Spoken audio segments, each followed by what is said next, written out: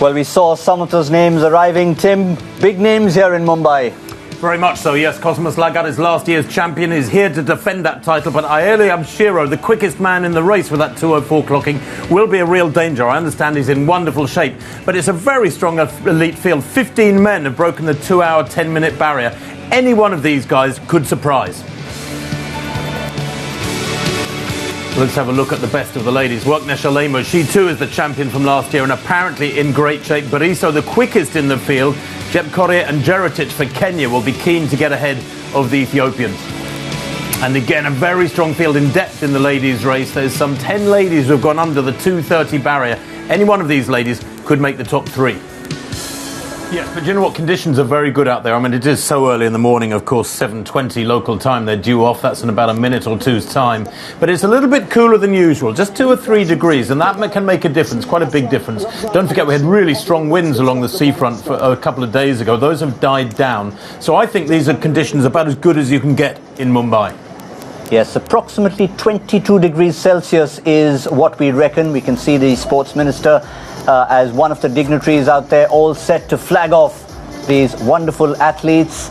You can see the difference in body language. Some a little more anxious, like to be out in front, even give a bit of a wave, a smile. Others maybe not quite so, some a little bit more intense. Sudha Singh is one of them who's always full of beans, always smiling, and she's the one in the center there, waving at friends, waving at the dignitaries. And now we are counting down to the start of the Tata Mumbai Marathon 2020. The elite start is all set to kick off. 10, 9, 8, 7, 6, 5, 2, 1, go! That's the elite marathoners getting underway there. As you can see, there will be the pacemakers who will be doing their job, trying to keep course record pace. We've got some interesting pacemakers, specially dedicated to the Indian athletes as well. So we'll keep an eye on them as well, Tim. Yes, we have. In fact, the top elite men are going out at about 3:02 per kilometre. That should give them a winning time of 2:08, and that would bring them just inside the course record. There are pacemakers as well, specifically going out at Indian course record tempo, about 3:11, 3 minutes 11 seconds per kilometre, which should bring them home just inside 2 hours 15 minutes, and that would be a new course record for the Indians. And of course, with the Olympic Games in Tokyo coming up, there is big incentives.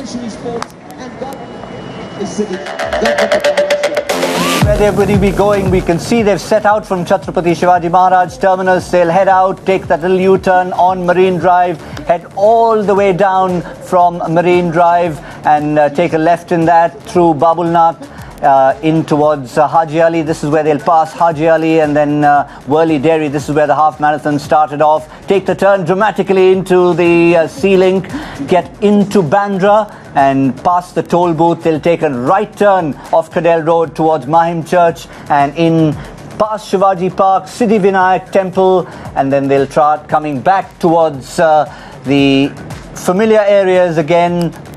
When they come back, Worli Dairy, Haji Ali, and they'll come back up this time on Pedder Road, Babulnath Temple, and back towards the finish line past Wankhede Stadium, a left turn and towards the finish line. Here's the course review.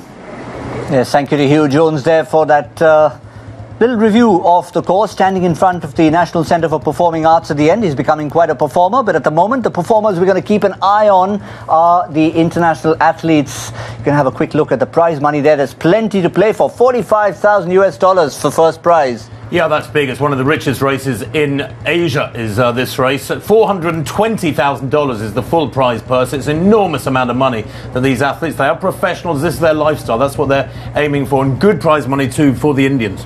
Yes, you can see that 5 lakh rupees, 500,000 is the prize money for the first of the Indians.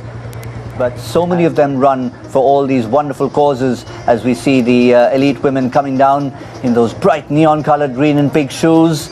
And this is Oval Maidan, very familiar sight. Lots of cricket matches take place here early in the morning, throughout the year, even in monsoon. And right now they're just a little oblivious to what's happening around them because they like to focus on fitness. A lot of them exercising in there, as you can see, but they'll be well aware that this international gold label event is taking place just a few meters away.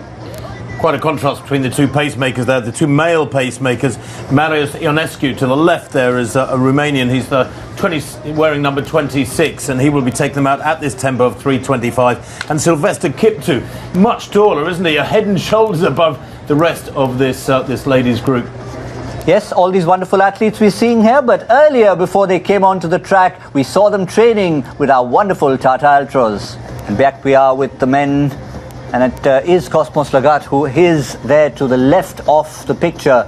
So he has taken an early lead, earlier than he did last year. That's Langat. It is who's Langat, one of the is it? pacemakers. My apologies. Yeah, that's John Langat. He's wearing number 22 on his back. I think he's one of those three pacemakers for the front group. They're approaching 9 minutes. They've been out there for almost 9 minutes now, so at about 3 kilometres. So the tempo looks good. It's a big pack, as we expected. We know this field is very, very strong in depth, Gotham, so I would expect it to be this way for quite a long time yet. But certainly what Cosmos Lagat, the defending champion who's in this field, said before the race is that he wants to run the first half more aggressively than last year. Last year he was quite conservative and then he ran a stronger second half. Today I think he wants to get in a very quick first half. Yes, good call. That was, in fact, John Langat in the front of your picture there, one of the pacemakers. But it's the international men, the ladies, Tim and myself, all of us who are being very well looked after here in Mumbai, not just by the hospitality of the Mumbaikers, but also by the wonderful place we're staying.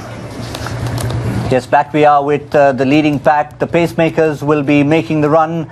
That was John Langat, the other pacemakers, Frederick Kiptu and Abel Chebet.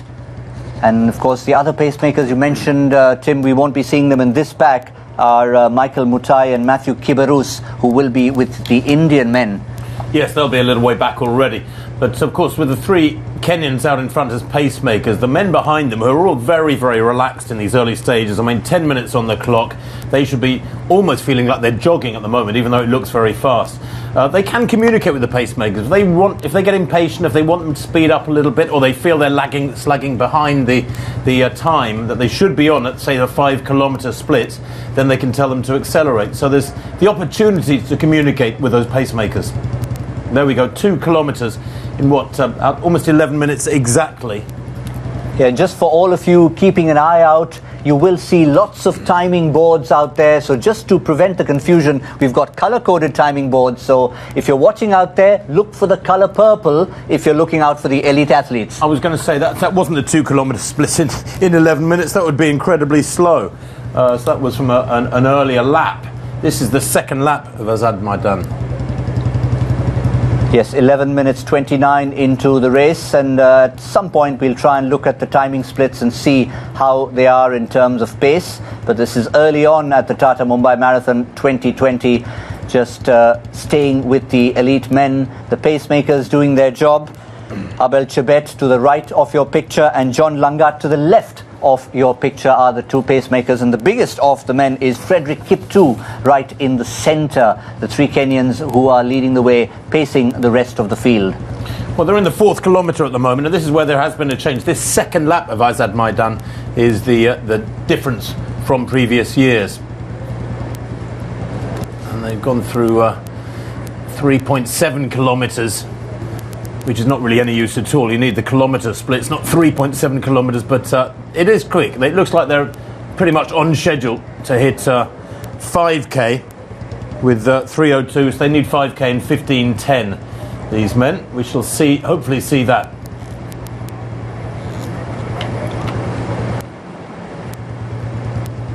And these are the two pacemakers we mentioned, Matthew Kibarus and Michael Mutai, and the reason why they're there is because they're pacing the Indian men, and just behind them, trying to keep pace, is Srinu Bugatha leading the Indian men.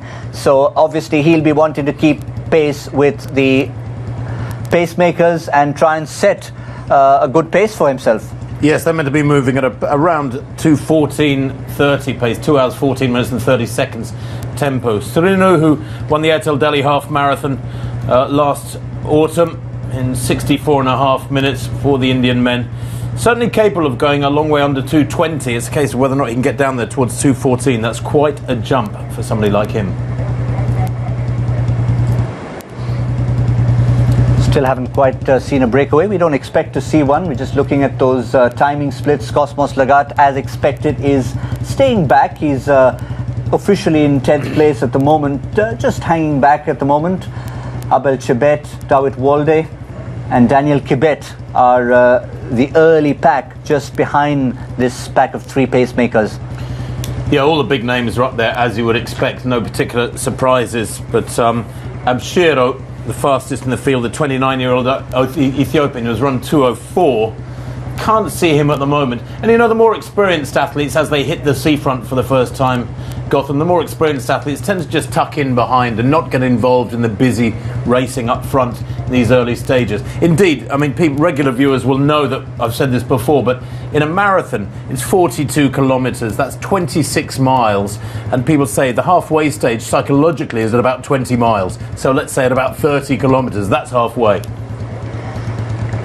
The athletes are on Marine Drive. You can see by the Art Deco buildings that they are in fact on Marine Drive, having done Azad Maidan, Oval Maidan, and now they're on this familiar stretch.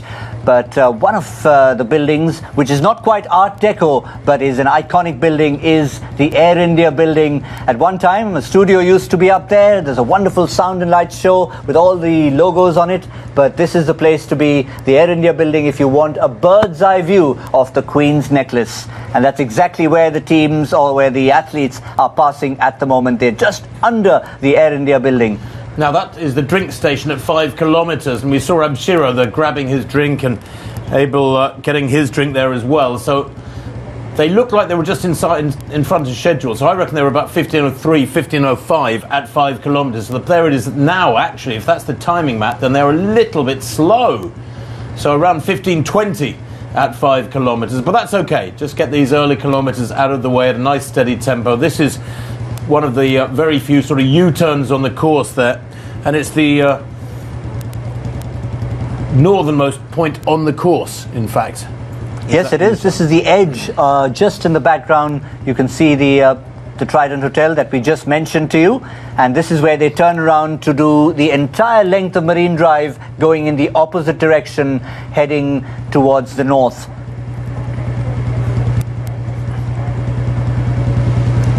Our first look at the Indian women, Sudha Singh there in the picture, and next to her right, is Jyoti Gaute, and it's likely to be a 2-horse race between Sudha Singh and Jyoti Gaute, and certainly has been in the past. Both former winners of the Tata Mumbai Marathon, and looking like they're just setting an easy pace, running alongside each other.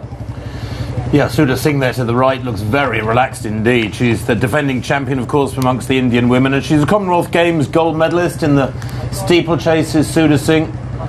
Jyoti Gaute there is a 2:45 marathon runner. That is a long way off world class, but these Indian athletes have got to push on hard and not watch each other for the prize money so much as just to attack the race against the clock.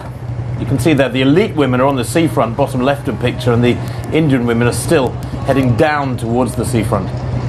Yes, this is all modern technology helping us keep a track of all the GPS positions of the relative groups. And this is the leading men's group now, as we saw them earlier taking the U-turn. Now they're heading down Marine Drive before they take the right turn towards Babulnath Mandir and onto Pedder Road. But there's a long way to go still. This is iconic Marine Drive for the elite men. Well, it's interesting to see them running like that along Marine Drive. I got here Tuesday night, Gotham, and I've been for a jog along the seafront each day, Wednesday, Thursday, Friday, and the winds were so strong, almost hurricane winds along this Marine Drive section. So they are not sheltered today, there just is no wind. Conditions have improved markedly from a couple of days ago.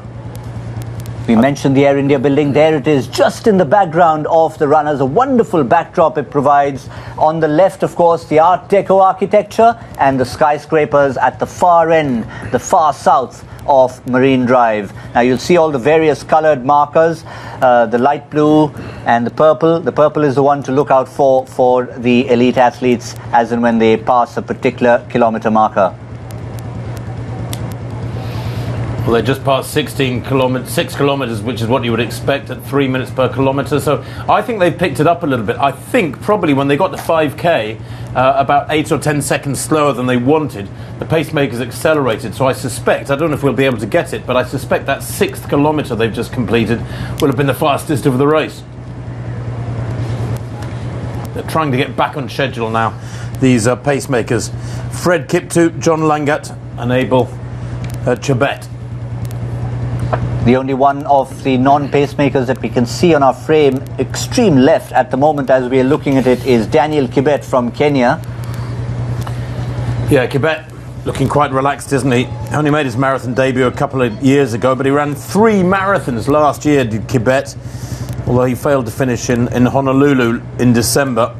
He started 4 marathons last year. It was Honolulu he didn't finish, but he's never raced any other distance apart from the marathon. And of course, traditionally, most coaches will say, look, you know, if you're going to be a great marathon runner, you need to race 10K races occasionally. You need to race half marathon occasionally. So to find somebody like Daniel Kibet there, who's only a marathon runner, is quite unusual. Yeah, once again, you can see the relative positions of the different groups. We just saw the 6 kilometer mark for the elite men, and that's exactly where they are. The left is the seafront, so all of them at relative positions are at some point on Marine Drive at the moment.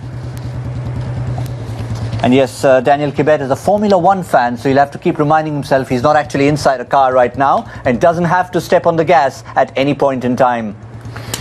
Well, for all of these athletes, actually, speaking of stepping on the gas, the primary thing that must be going through their minds is stay calm, stay relaxed. You know, they're all feeling very strong, they're feeling very relaxed at this speed, they've got plenty of energy. Any of this pack could burst to the front and surge and put in a very strong few kilometres, but you've got to conserve your energy for as long as possible. So I think running conservatively is the name of the game at this stage. Try and stay relaxed.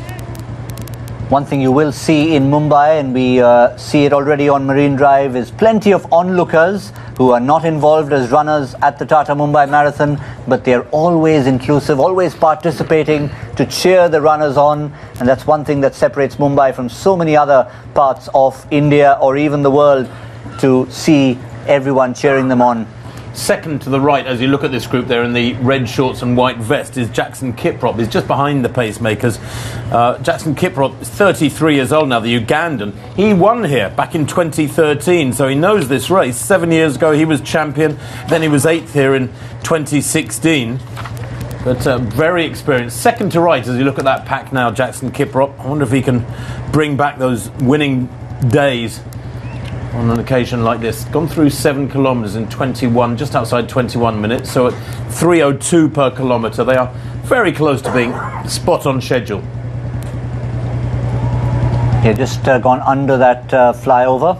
There will be one that they will be going up and down, which is Kemp's Corner, Pedder Road. That's going to be the first bit of elevation on this course. At the moment, it's all flat from the start till where they are right now, getting towards the end of Marine Drive, as they're just about at the 7.5 kilometre mark at the Tata Mumbai Marathon 2020. You can also see just behind these pacemakers, just about third to left, I don't know if you can see his number, Kuma, is Abira Kuma, who was 7th here last year, ran 3 marathons last year, but he hasn't run a 2:05. He's the second fastest man in the field. He did that in Rotterdam, in Holland, in the Netherlands a couple of years ago. So he's a very, very strong athlete, the Ethiopian. Very experienced. He's world class on the track too. I like to see marathon runners, road racers, who have got form on the track, who've got the pedigree of having gone through the gears of a normal career and been good on the track as well. And Kuma is one of those. And just having a look at the other Tata Altros leading in the elite women. Nice aerial view of slightly different part of Marine Drive. And the elite women coming through there. Just try and identify if we have anyone looking to break away at this stage, this very early stage of the race. The men went through 7 kilometres. Yeah, I don't think we'll see any breakaways in either race this early. The people want to get through halfway at least and then push on towards 30k. And actually last year it was around 30k that both the champions broke away from the pack.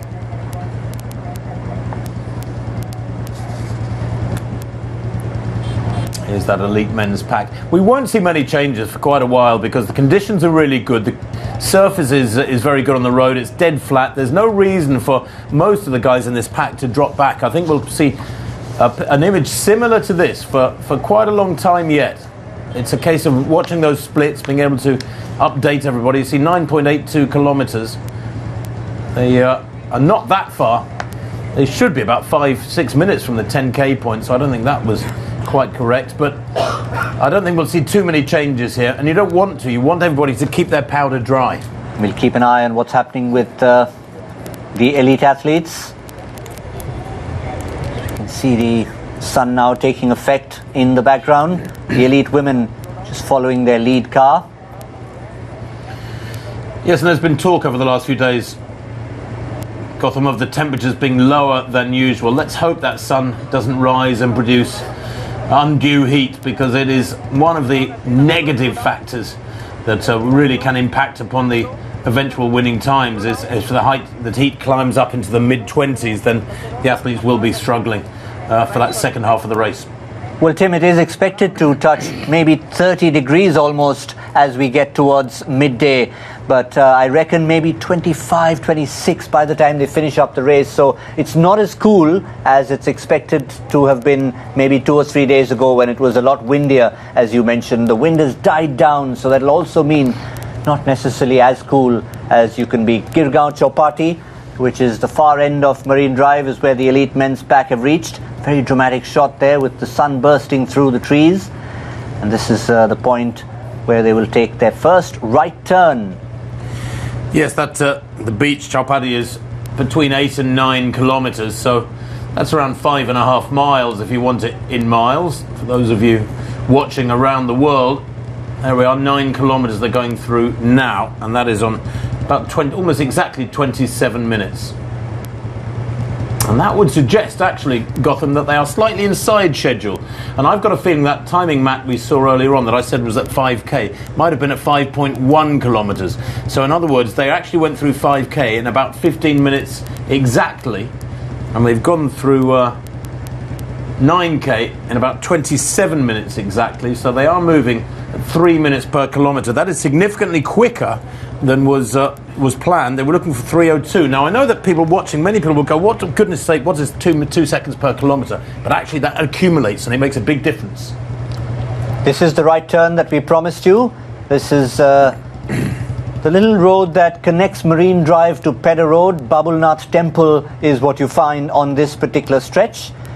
And they will go towards Pedder Road, and this is where the first incline will come on Pedder Road, which when they make their return journey is the real killer. We saw that in Hugh Jones's course map when he had stopped and pointed out the uphill climb towards the end of the race. Oh, it's very tough. And when we showed the course map earlier on, it of course was a 2D course map. It doesn't show you how tough this hill is on Pedder Road. Even going out now between 10 and 11 kilometres, when they hit the hill, it's a double whammy. The hill goes up for 300 metres or so, then flattens out, even drops a tiny bit, and then goes up again. But on the return journey, yes, they hit it at about 35k, and it's steeper. So it's a very, very tough smack in the face of the athletes when they're getting tired in that latter stage. We often refer to hitting a wall metaphorically. The last thing you want is to be hitting a wall uphill. Yeah, exactly.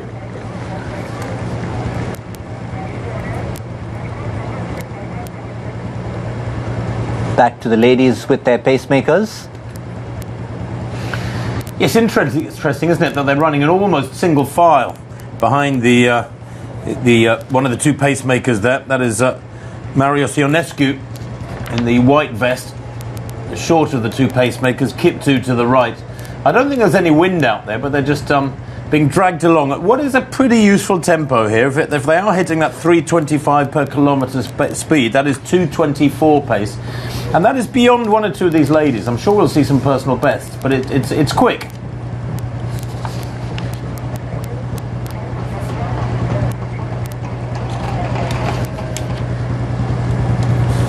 You did mention the 10-kilometre mark. We are going to be getting to that stage very, very shortly. The men are on Pedder Road. This is where you see lots and lots of citizens of Mumbai coming out there and just popping out of their houses with little bits of snacks, encouragement, and so much more. There it is, the purple board that suggests 10 kilometers as they head uphill. Well, and conveniently, Gotham, they went through 5k in pretty much exactly 15k, and they've gone through 10k there in exactly 30 minutes. So they are hitting 3 minutes per kilometre. They're actually banking a slight cushion here, if you like, because they were looking for 3:02 per kilometre, so they should have gone through in 15:10, and they're ahead of schedule, and that's good. The conditions are good, and they're making the most of it. So as you can see, John Langat, one of the three pacemakers, did go through 10k first in exactly 30 minutes, and that's really promising. This is fast. Faster than ever before in Mumbai. 10k in 30 minutes means they're on schedule for 2 hours, 6 minutes and 35 seconds. That would be a course record by exactly 2 minutes. So Gideon Kipketer, who set the current course record back in 2016, he might not be champion or course record holder for too much longer. Tim, this is the point you mentioned. They just went up onto that hill and then down again, just over Kemp's Corner. Yeah, a bit of a roller coaster, isn't it, this little section? And now they lean into the hill again, and this is a nasty little climb for a couple of 100 metres before they reach easily the highest point on the course, and then quite a steep drop down towards that next section. It's so lovely to see Kemp's Corner and Pedder Road like this for the Tata Mumbai Marathon, because you can see some pretty nasty traffic jams at this stage on a weekday. Just trying to spot some of those names out there. Kuma is still very much there, so is Abshiro. To right of picture is Bera, I think. And these three pacemakers doing exactly what they're supposed to do, setting a nice steady tempo, keeping the others in check. Kiprop there, tallest figure, second to left, looking very impressive as well. Aditya Thackeray was at hand to flag off the half marathon from Worli Dairy at 5:15 in the morning. Soon after that, we had a chance to catch up with him, and referring to tourism, and certainly that's such an important part of getting people to come and see the city, and of course come and run the Tata Mumbai Marathon, as even the elite athletes do. They're tourists as well, enjoying the sights, but at the moment focusing on their timings and maybe trying to break a course record yet again.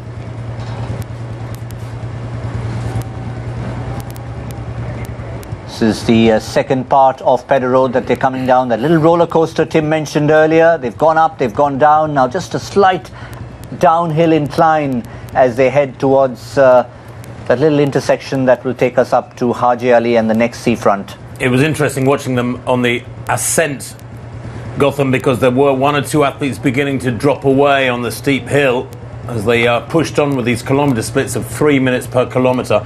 I suspect they'll have run a slower kilometre, of course, with that big hill being taken into account.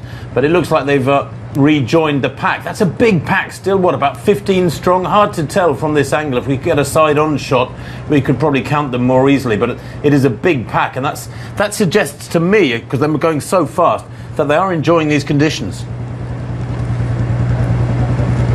Yeah, we've been keeping track of all the splits, pretty much even 3 minutes in terms of that kilometre, 10 kilometres in 30 minutes, 5 kilometres in 15. So we'll try and wait for that next split as they come, take that slight right-hander. Haji Ali, the Juice Centre, will come up on their left. Of course, for the majority of these Kenyan and Ethiopian athletes who train up in the Rift Valley at high altitude, they incorporate plenty of hill running in their training. It's part and parcel of their daily runs, is negotiating steep climbs and undulations, so they are very comfortable with this. The fastest marathons in the world are absolutely dead flat. They don't even have a hill like that one they've just negotiated on Pedder Road. But if there are hills to be done, and plenty of these athletes are good cross-country runners as well, then it's not a problem. Yeah, there are even hillier sections to Mumbai that they don't encounter, which is not too far from where they are. Residential areas like Malabar Hill, but at the moment they will be getting into flatter territory as they pass the 12-kilometre marker as the purple board suggests, taking on that stretch towards the ceiling that'll be coming up very, very shortly. Yeah, I got them there at 12k at about 36.05, so they have actually slowed very little. The last 2 kilometres, including that big hill, they've covered in about 6 minutes and 5 seconds. So really, really fast, aggressive running going on at the front end. Now we get a shot of this pack, which is what, probably about 17 strong. That is a big pack. I don't think it'll stay that big for too much longer. They've got to get on to the middle section of the course, and that's where it'll start to get sorted out. Haji Ali in the background there. And if there was any breeze off the sea, they're probably enjoying it, Gotham. It's a wonderful sight, isn't it? We talk about tourism. We had the tourism minister moments ago telling us about come and see the sights, come and see the city, come and enjoy it. And there's no better way to do that than to actually be almost showcased through this magnificent event, the Tata Mumbai Marathon 2020. These runners, of course, won't be turning left and soaking in the sights. Big responsibility for the male pacemakers here, because they, of course, are holding back to be running at this tempo. They're both very, very competent runners, Marius Ionescu and Sylvester Kiptu. They could be going quite a lot quicker than this, but they have to stick to the discipline of running that tempo, those kilometre splits that the ladies behind them want. Yes, the combination of the Romanian and the Kenyan, the 2 male pacemakers. Just a little glance from Kiptu, just to make sure that the ladies are very much in attendance, as they should be. It was almost, he was pointing down at the ground. I'm not quite sure what he was indicating there.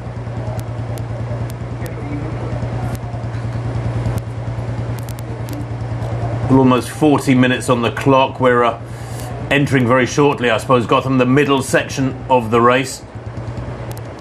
40 minutes, and you're well into the middle section. Another picturesque part of Mumbai, as they've passed Haji Ali, taken a left, and embracing Worli Sea Face that takes them onto the ceiling very, very shortly. Anybody towards the back of this group has got a real dilemma, because if they're beginning to feel tired, and they have been moving really fast now for 40 minutes, then they've got a decision to make, because if they drop back, they're looking at the prospect of being isolated and running tired for what, another hour and 30 minutes, hour and 40 minutes. It's very, very tough. So the incentive to hang on to the coattails of this group and be dragged along to a quick time is enormous. None of these guys really wants to be running on their own. And running in a group like this is so much easier. Psychologically, you can almost switch off and be swept along, be dragged along by the group. It really makes a 5% difference, probably.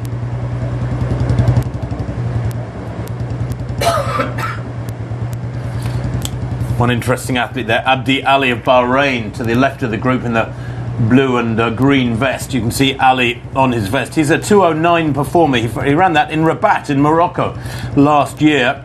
He's only 23. This is only his 3rd marathon. He kicked off his career with a win in Florence in Italy a couple of years ago in 2:11. But now he has tasted sub 2:10 timing. He might be pushing on for a big personal best here today. They are still moving at around 2:06, 2:07 tempo. It is fast, and these splits we're seeing them hit now are much quicker than ever before through this first half. Okay, they still haven't taken the left onto Worli Sea Face as we go and check on the women. Still behind the pacemakers. Rhoda Jepkoria there in that red vest with her arms held very tightly against her chest. Strange running style from the 28-year-old Kenyan. She's a prolific racer. She runs 3 marathons a year generally in 2016, 17 and 2018. And in fact, last year, Rhoda Jepkoria, can you believe, ran 6 marathons in 2019 in Lagos, in Nigeria, in Enschede in the Netherlands, in Geneva in Switzerland, on the Gold Coast in Australia, in Buenos Aires in Argentina, and then in Macau last December. She was 2nd in a time of 2:31. That is so rare for an elite athlete to run 6 marathons in a year. She's never raced on the track. So many of this generation of elite athletes from East Africa, they move straight to the roads. They don't develop track careers.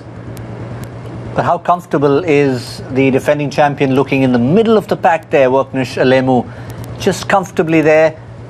Yeah, Alemu looks okay, doesn't she? She's about the shortest in the group, in the white vest which is hanging outside her shorts. Alemu, she looks okay. She looks comfortable enough to me. I don't think you can read too much into anybody's body language at this stage of a race with only about a third of the distance covered.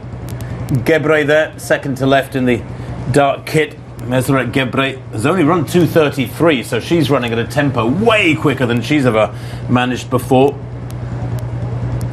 And of course, it is a judgment call you have to make. Do you hang on to the pack? You can see one or two athletes left of picture already beginning to drop back. They have had to let go if they want to finish the race in reasonable order. To the left of picture, and they, of course, cheering on this elite pack, which doesn't look to have thinned down too much to me. Still looks to be 16, 18 strong. Hard to tell from that shot. At 47 minutes on the clock, and these three pacemakers, I have to say, are doing a fabulous job. You know, if the order is to run 3:02 per kilometre and you're running 3 minutes to 3:01 per kilometre, that is fine. That's pretty much spot on. I think nobody behind them would be complaining about it being a tiny bit quicker than was planned. This is, of course, Worli Sea Face that they're coming down, and this is where they'll make a left turn onto the iconic Sea Link. Now, Tim, you mentioned the 30-kilometre mark last year for Cosmos Lagat. What's the norm for the pacemakers to sort of let a front runner through at what stage of a 42-kilometre race? Well, pacemakers generally in major international marathons, you'd want them to help the athletes through to at least halfway to 21k. And then usually the contracts, because they are paid to do this job, they're professionals, their contracts give them incentives to keep going to 25k and then perhaps to 30k. In fact, when I worked for the London Marathon many years ago, we used to incentivise every kilometre. We'd say, look, we'll give you another certain amount of dollars per kilometre. You can stay out in front and do the job. And that's right in a way, you know. Pro rata, just keep paying them per kilometre to stay out there and help the race stay fast. At a certain point, though, you want the pacemakers to drop out. I mean, I'm a strong believer that at about 30k, pacemakers should step off the course and let the race develop in its own way. Well, we've had a pacemaker win not too long ago in India.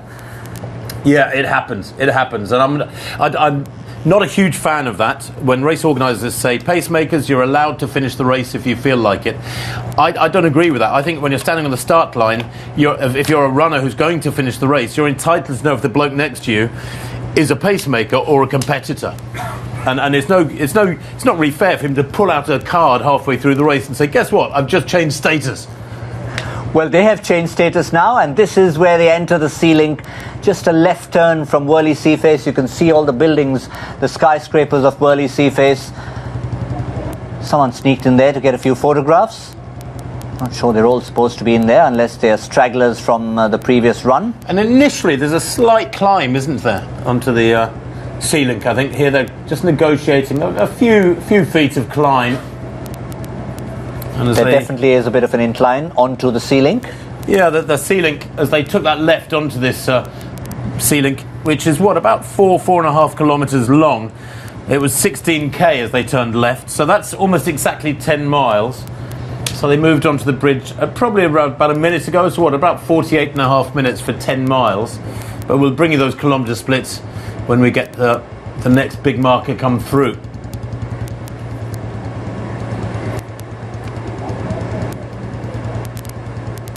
Bit of a right-hand turn as they enter the more recognizable portion of the Sea Link. Probably in a couple of minutes' time we'll get to see those giant pylons that make it one of the tourist features of the city of Mumbai, and of course a great convenience, to say the least, to be able to cut down on hours and hours of traffic time. The Bandra Worli Sea Link. Another very dramatic shot. Look at that sun in the background. That is a glorious shot, and they're beginning to stretch out now, aren't they? I think that little climb up onto the Sea Link has maybe made them stretch out a tiny bit. Seboka, Bira Seboka is very noticeable. He's got Bira on his vest. He's in third place, behind the three pacemakers who have staunchly stayed there side by side as a front rank to protect these athletes from any breeze. And actually, even if there's no breeze in their faces, if you can tuck in behind somebody and get in their slipstream, you're running through air that is already moving, and there is a very slight advantage for every kilometre you cover, and that accumulates, so it can become a significant advantage to be tucked in beside somebody. It's just like in cycling, massive advantage to be behind somebody in cycling. Of course, they're moving so much quicker. Yeah, it's traditionally something we often get referred to in motor racing. We talked about someone being a Formula One fan. That, of course, is pretty serious slipstream when you're behind another Formula One car. You see a little bit of water on the track. Well, they're coming up towards 20k. That will be towards the far end of the sea link. And the halfway point of the race comes up pretty much just after the sea link, after they pass the toll booths and take the right turn towards Mahim Church. That is the 21-kilometre mark, the halfway point of the Tata Mumbai Marathon, when they take a sweeping right and head back towards South Mumbai. Well, they should have gone through 17k in around 51 minutes, for they're sticking to the 3 minutes per kilometre tempo that they managed for the first 10k. No big signs of stress yet on the faces of these pacemakers. They're doing an excellent job. But of course, it's quite comforting, isn't it, knowing you're going to be able to drop out at 25k or 30k. You don't have to go through that gruelling final section. The Honourable Governor of Maharashtra, Shri Bhagat Singh Koshyari, also part of the flag-off dignitaries. As we approach the halfway mark for the elite men, once they complete the sea link, get past the toll booth and head right to Mahim Church. You can see there between the two pacemakers to the right, Kizete, Merhawi Kizete of Eritrea. He's a 34-year-old. He's run 2:09, but he's relatively new. Considering he's 34, there were no results from him before 2014, so he's only been around in the sport for 5 or 6 years, so a very, very late starter. Probably about 28 when he started in the sport, Kizete. Better known as a half marathon runner, although he has run 2:09. He actually ran that in January last year, almost exactly a year ago, when he won in Linz in Austria. So maybe he is due an improvement against the clock, Kizete. But the way they're moving here today, with the tempo at around 2:06, 2:07 speed, I think we're going to see several men blow up and suffer in the latter stages. Now we're going to see several men sustain the tempo and push on to run personal best. It's that stage of the race as they approach halfway, now about 7 or 8 minutes away, when it's very hard to predict what will happen. Well, interesting, this ceiling should be separating the men from the women, and at one end of the ceiling we've got the elite men. At the other end, at the very start, are the elite women, still being led in there by Marius and Kiptu, the Romanian and Kenyan pacemakers respectively. They're just taking that little uphill incline entering the Bandra Worli sea link.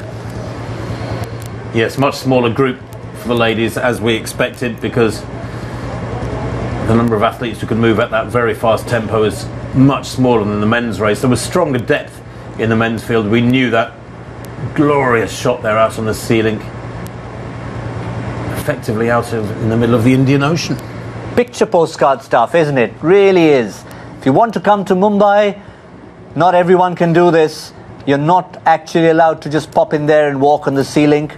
So if you really want to do what these guys are doing, come and register for the Tata Mumbai Marathon. It's the only way you can get on there without getting arrested. Mumbai traffic is infamous. I can't imagine what it was like before the sea link. I can't remember what it was like. The sea link's been in place, about 7 years? Something like that. And there's more in plan to build around different parts of the coast of Mumbai.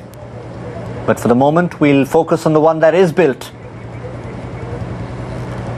And that just gives us an indication of where they all are. The elite men just reaching the 19-kilometre mark on one end of the sea link. The ladies behind them, the Indian men, just after that.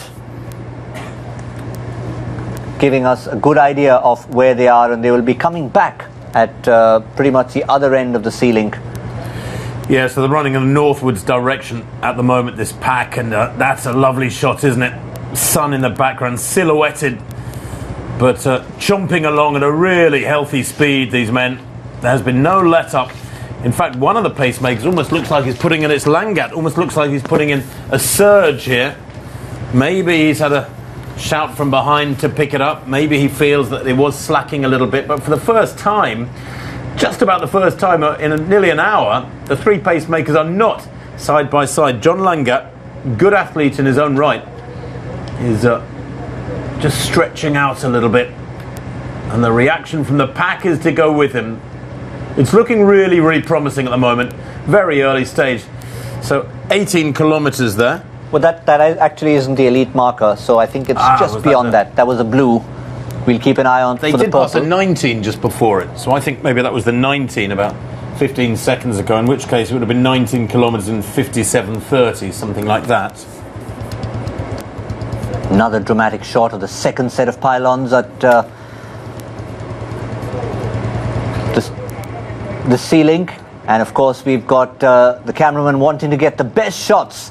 You can see them prostrate on the ground trying to get a little bit of a dramatic shot. Those wires at the top of the picture are almost mesmerising, aren't they? It's almost hypnotic. Brilliant shot. Well, there are always awards up for the best photographs from this particular event, and so many of the good photographs end up coming from a leading men's pack at the sea link. Bit of a silhouette.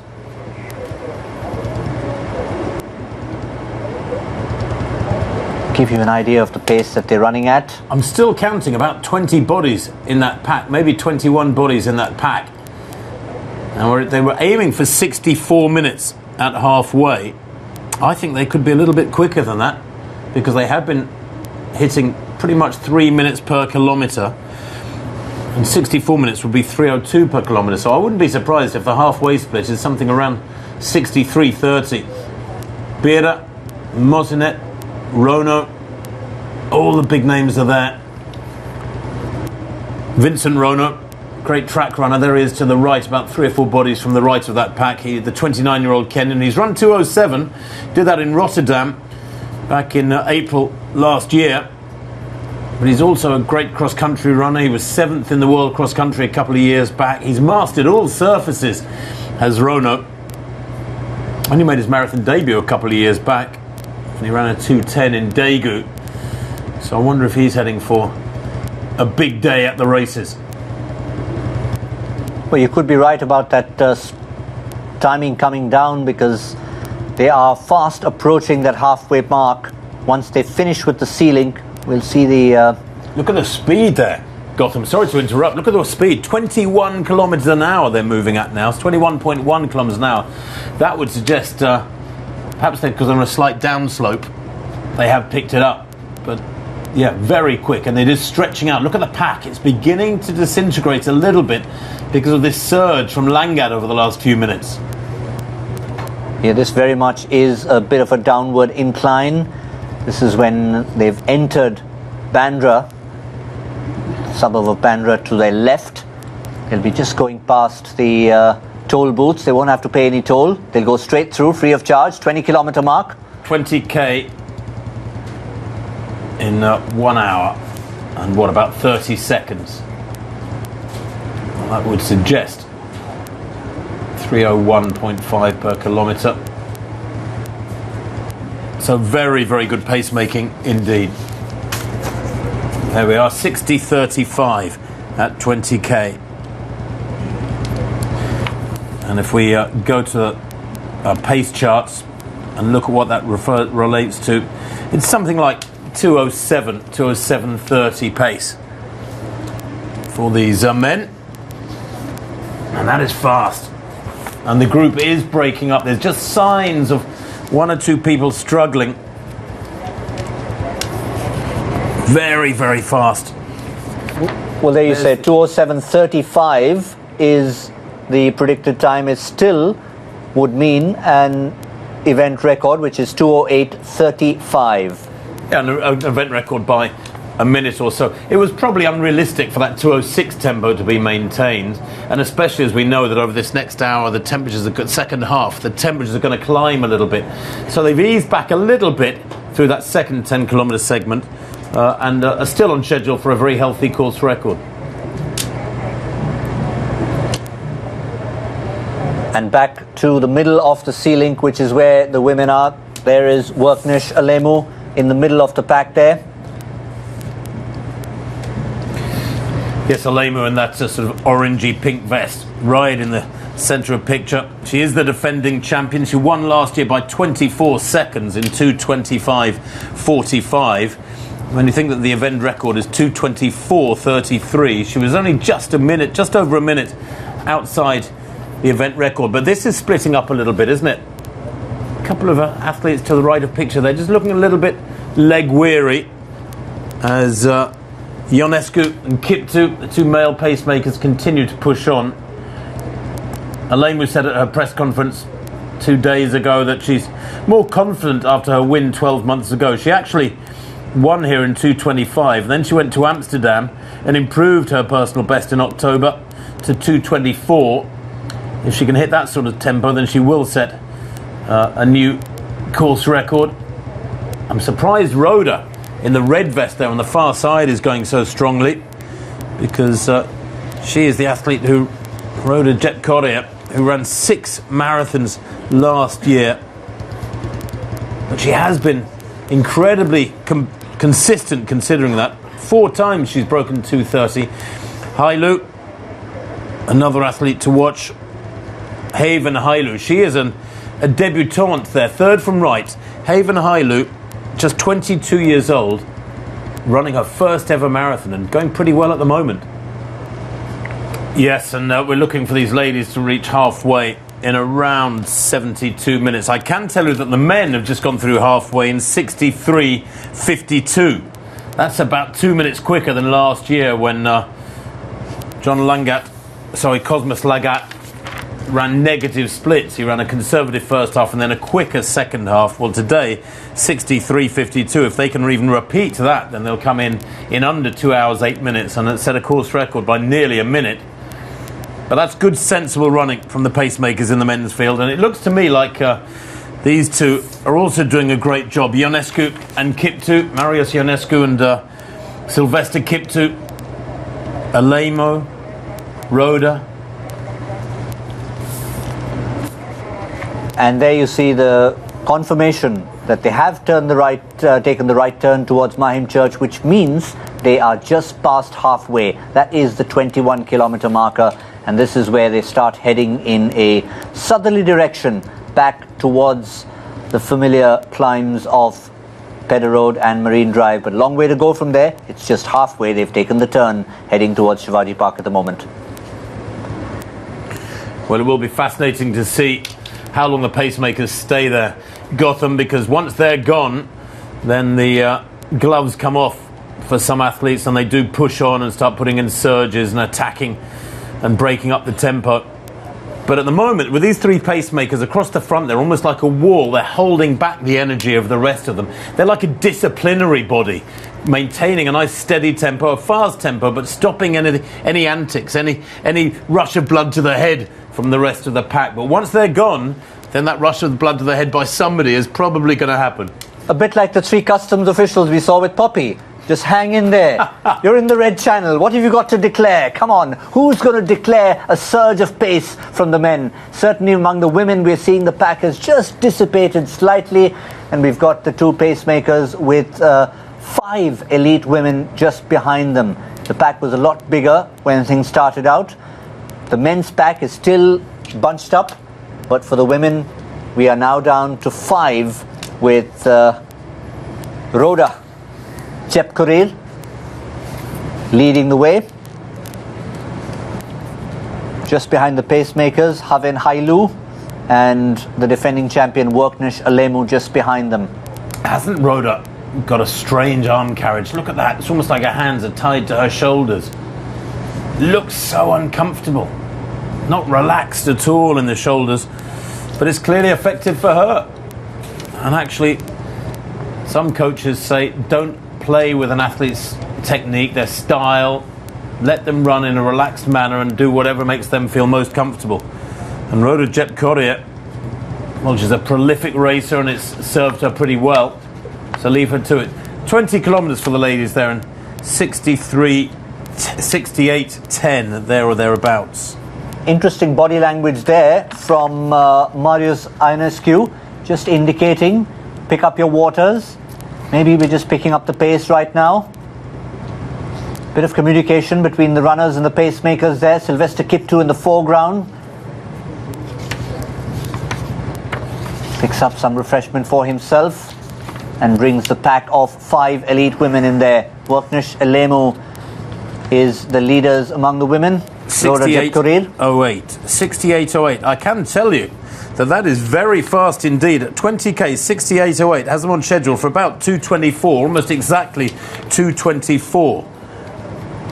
So that would be a course record. Remember that event record, 2:24.33 by Valentin Kipketer.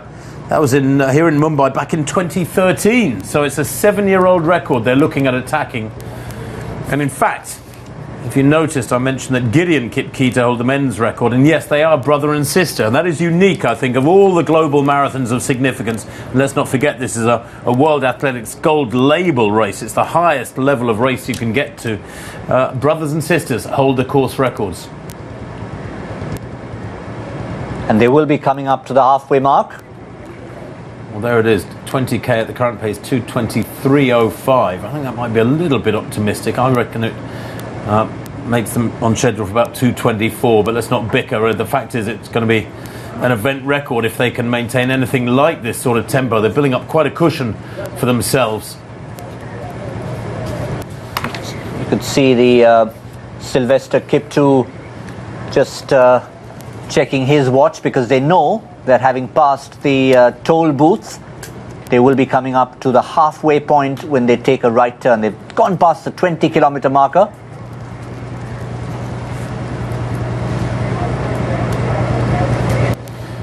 Well, it has whittled down though, hasn't it? Just 4 ladies there now. And I'm fascinated to see Hailu there, Haven Hailu, because as a debutante, as somebody who has never tackled a full marathon before, she's in unknown territory. What we're also seeing, Tim, is keeping an eye on some of the finishers among the amateur runners. So if you've got a friend or relative who's been running, well, keep an eye on that ticker and you can just figure out what time they finished in and, in fact, when they really did finish.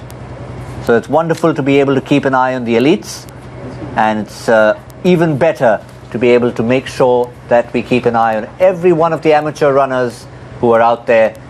They started bright and early in the morning.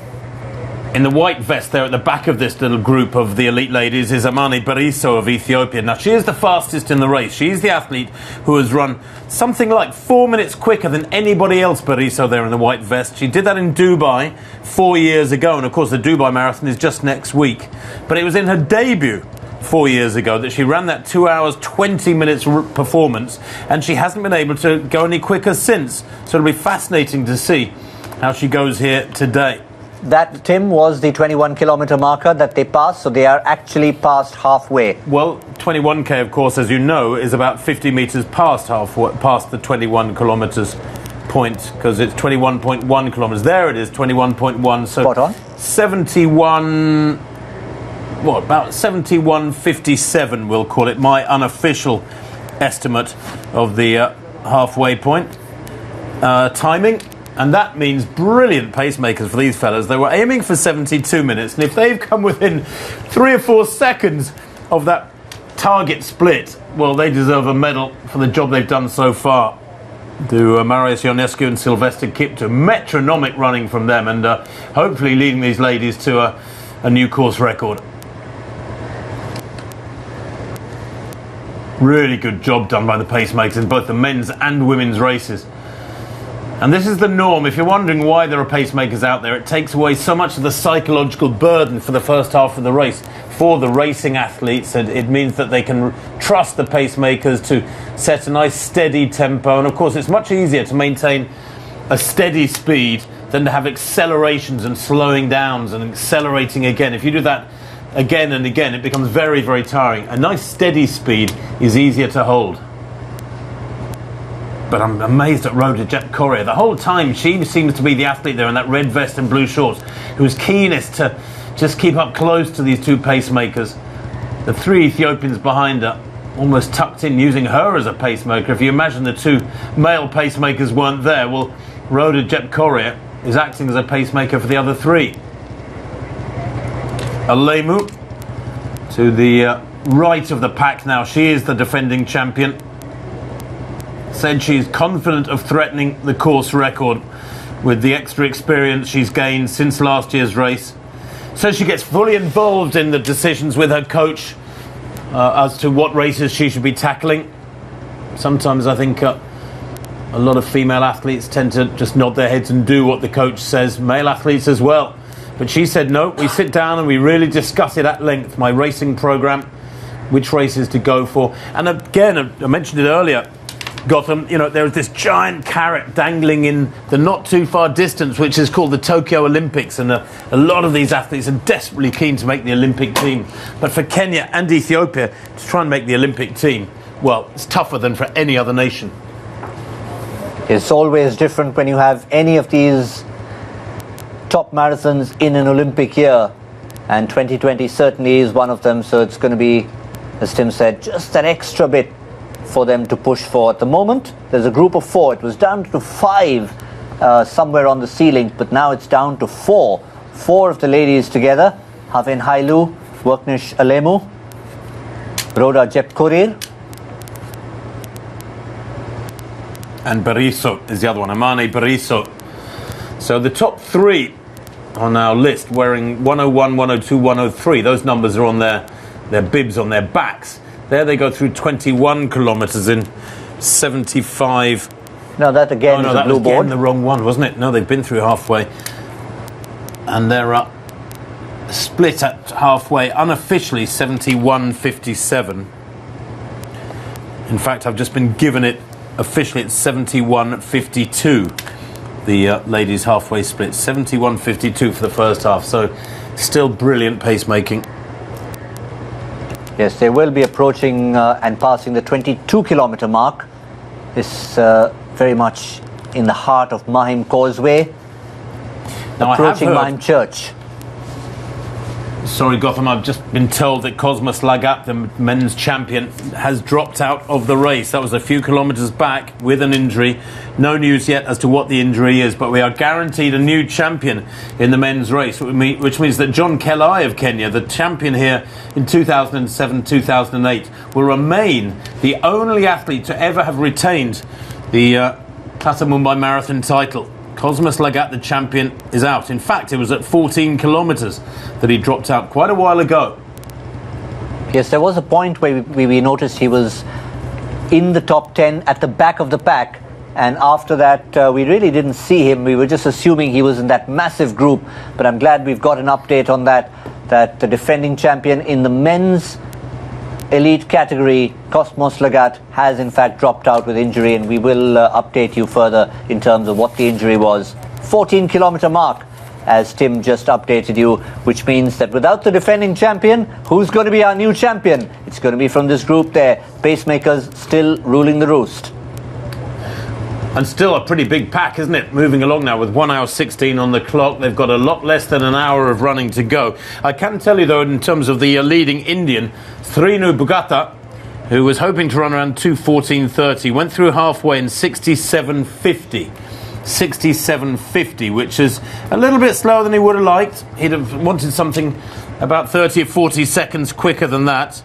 So he's off Indian course record pace. But apparently he did want negative splits, and he looks relatively comfortable behind his pacemakers. But still the 3 pacemakers there in this men's field: Kiptu, Langat and Chebet. And what a good job they're doing. Abel Chebet in the middle, Langat to the left, Kiptu to the right, the tallest man in this entire pack. And in the blue there, to the left, Berhanu.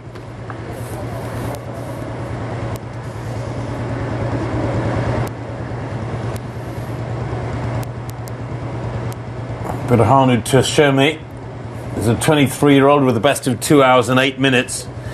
He's already run 10 marathons at the age of 23. He did 3 last year and 3 in 2018. So he's been very busy. In fact, Tshome, he's got Berhanu on his vest there in the green and blue to the left of the picture.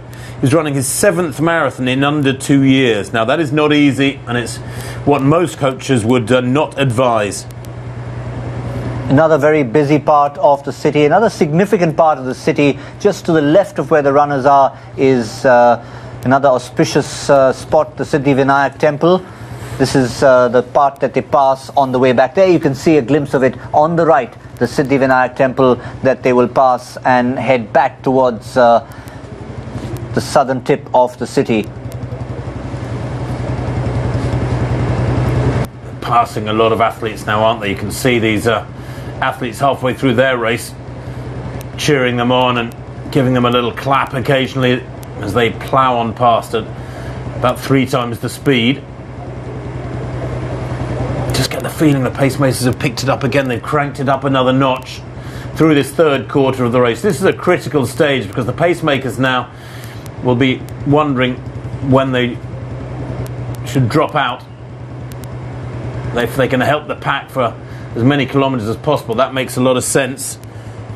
Abdi Ali is still there, the 23-year-old Bahrainian. You can see him to the right of the group. Gurma is still there too, Abraham Gurma. Back in very good form, we understand. You can see the 2 left-hand pacemakers, Langat and Abel. Well, just between them is Abraham Gurma, who was 12th here back in 2016, but he's going a lot better today. He's a 2:06 performer, although it was a few years ago. But I think this is a bigger pack than ever before at this stage of the race in Mumbai, and certainly they're moving quicker than ever before through halfway and through this 3rd quarter of the race. It promises so much, but marathon is a very unforgiving event, Gotham. It could disintegrate so much for many of these men in the latter stages.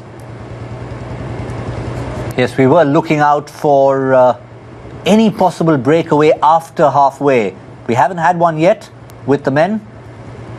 We've had dropouts, yes, but we still have a pretty big group with the 3 pacemakers leading the way well past halfway now at the Tata Mumbai Marathon 2020. Vincent Rono in the blue and green there, making his presence very much felt right up against the backs of the pacemaking trio. He is, like I said earlier, a world-class track performer. Those great track days for him were back in the 2010 to 2014 period. Very fast, over 3,000 and 5,000 metres. He's run a great half marathon too, actually. Under 60 minutes for the half marathon, which puts him in a very special club, in effect. He did that a couple of years ago, winning in Lille in France.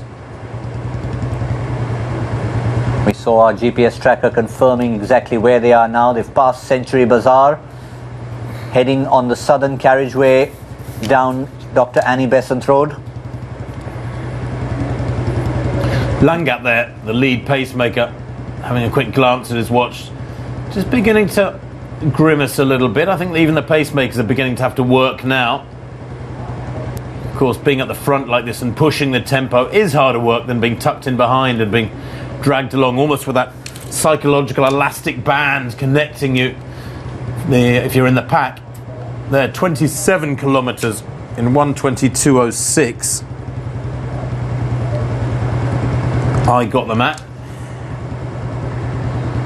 So they've covered the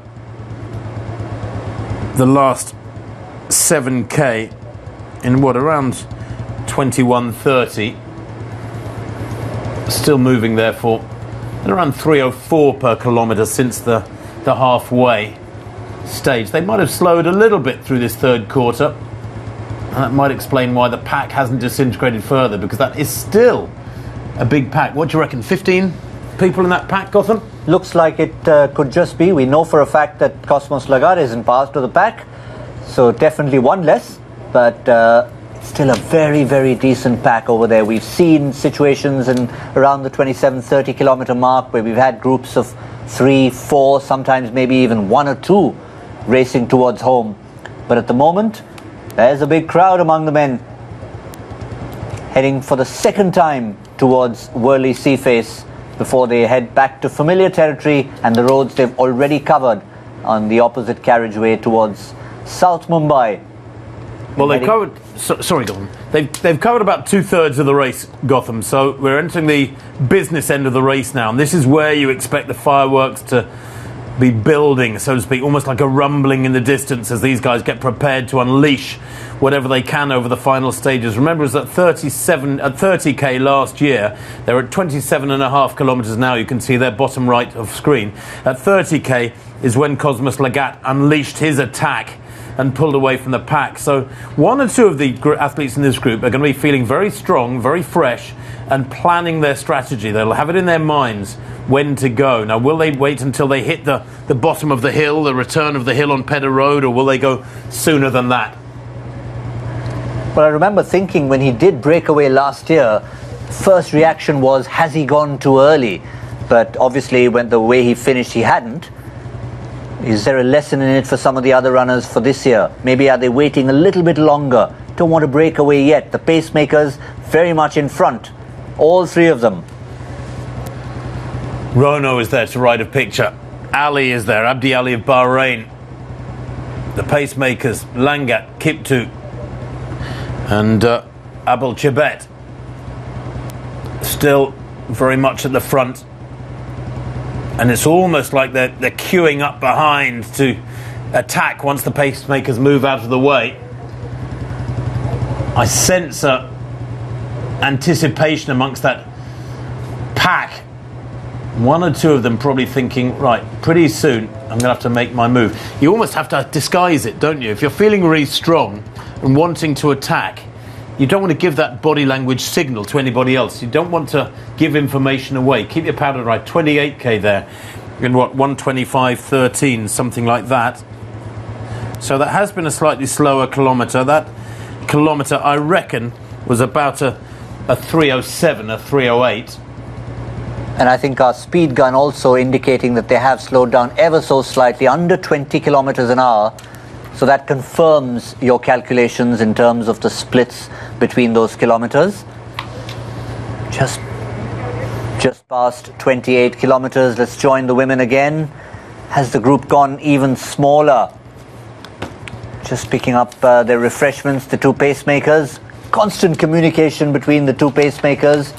Sylvester Kiptu, Marius Ionescu from Romania, and the ladies who were 4 strong, and it looks like it's now down to 3. Yeah, we've got Haven Hailu there. We've got Rhoda Jepkoria there. And I think we might have lost the reigning champion. Yeah, I think we've lost Worknesh Alemu. Well, in both the men's and women's races, it looks like the defending champions are not going to retain their titles. Haven Hailu, the 22-year-old there, in that orange and white vest and black shorts, looking very, very strong indeed. So, mind you, is Rhoda Jepkoria, the athlete who last year ran in 6 marathons. That is astonishing. Most of these elite athletes will run 2 marathons a year. They have about a 4-month build-up to a marathon. Then they race. Then they take a few weeks, very, very easy recovery. And then they enter the next cycle. So it's basically a 5 to 6 month cycle to build up to each marathon. And the vast majority, I would say 95% of marathon runners run 2 per year. To run 6 per year, you would think is suicidal. But Rhoda Jepkoria there has managed to handle it. Bariso looks good, doesn't she? Amane Bariso in the white vest to the right of picture. Fastest athlete in the field. Had calf and other leg injuries last year. She was laughing at the press conference when she was asked. She said she was injured in her leg. And when she was asked, where was the injury in your leg? She started giggling. And apparently her response, in Amharic, of course, in her native language, Ethiopian, was, well, all sorts of different places in my leg. It just wouldn't get better. She was giggling away and was asked to explain why she was laughing, and that was it. But looks to have recovered from those injuries and running in her first marathon for 15 months, Berizzo, and looking strong. But yeah, interesting you should mention the running style of Rhoda Jepkorir. Very unorthodox, but obviously works for her, almost like a boxer getting ready for a fight. She looks like she's up for this fight, with the defending champion not in the picture anymore. We have no confirmation yet as to why. We do have confirmation about Cosmos Lagat, who dropped out at the 14-kilometer mark in the men's race, and we don't visually see Worknish Elemu, who was very much in the center of this pack, the defending ladies champion. She's not in this pack anymore. So it means we're in all likelihood going to have a women's and men's brand new champion for 2020 at the Tata Mumbai Marathon.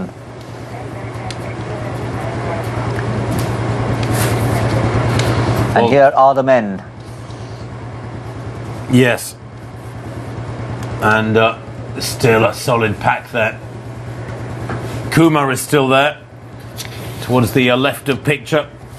Narrow section of the course, this, almost not room for them. The 29-year-old Kumar, who's the second fastest in the field. I don't think the organisers, frankly, expected such a big pack to be in there with 1.5 hours on the clock. Pacemakers still doing a great job, and the pack almost queuing up behind them. I'm just beginning to feel that maybe the pacemakers ought to step aside and let the race develop now.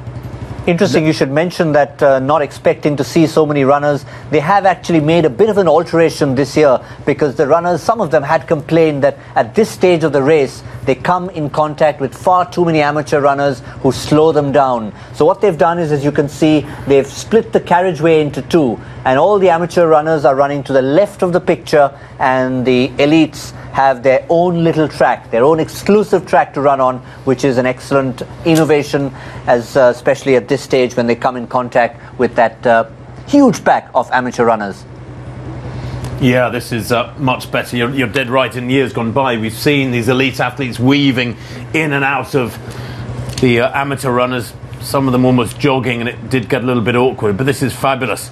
Good shot too, and look at the wonderful way in which the runners to the left of picture are forming a crowd for these elite athletes, cheering them on, clapping, photographing them,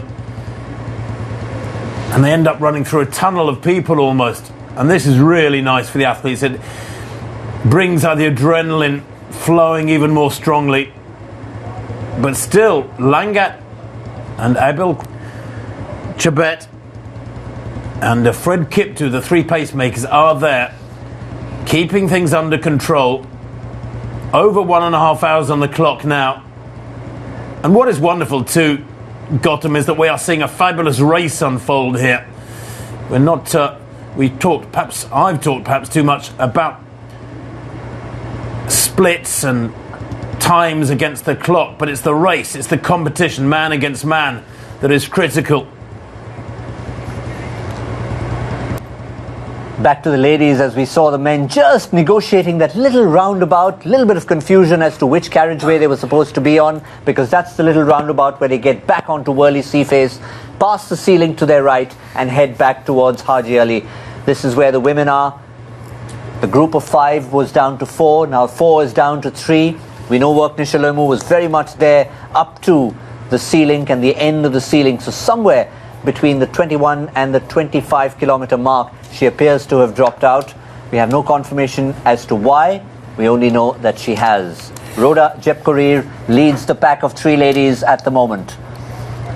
Well, the men have gone through 30 kilometres and the split is 1 hour 30 52 seconds. There it is, 1:30:52. And if I turn to my timing charts, 1:30:52 brings them in, should bring them home in about 2:07:30, 2:07:40.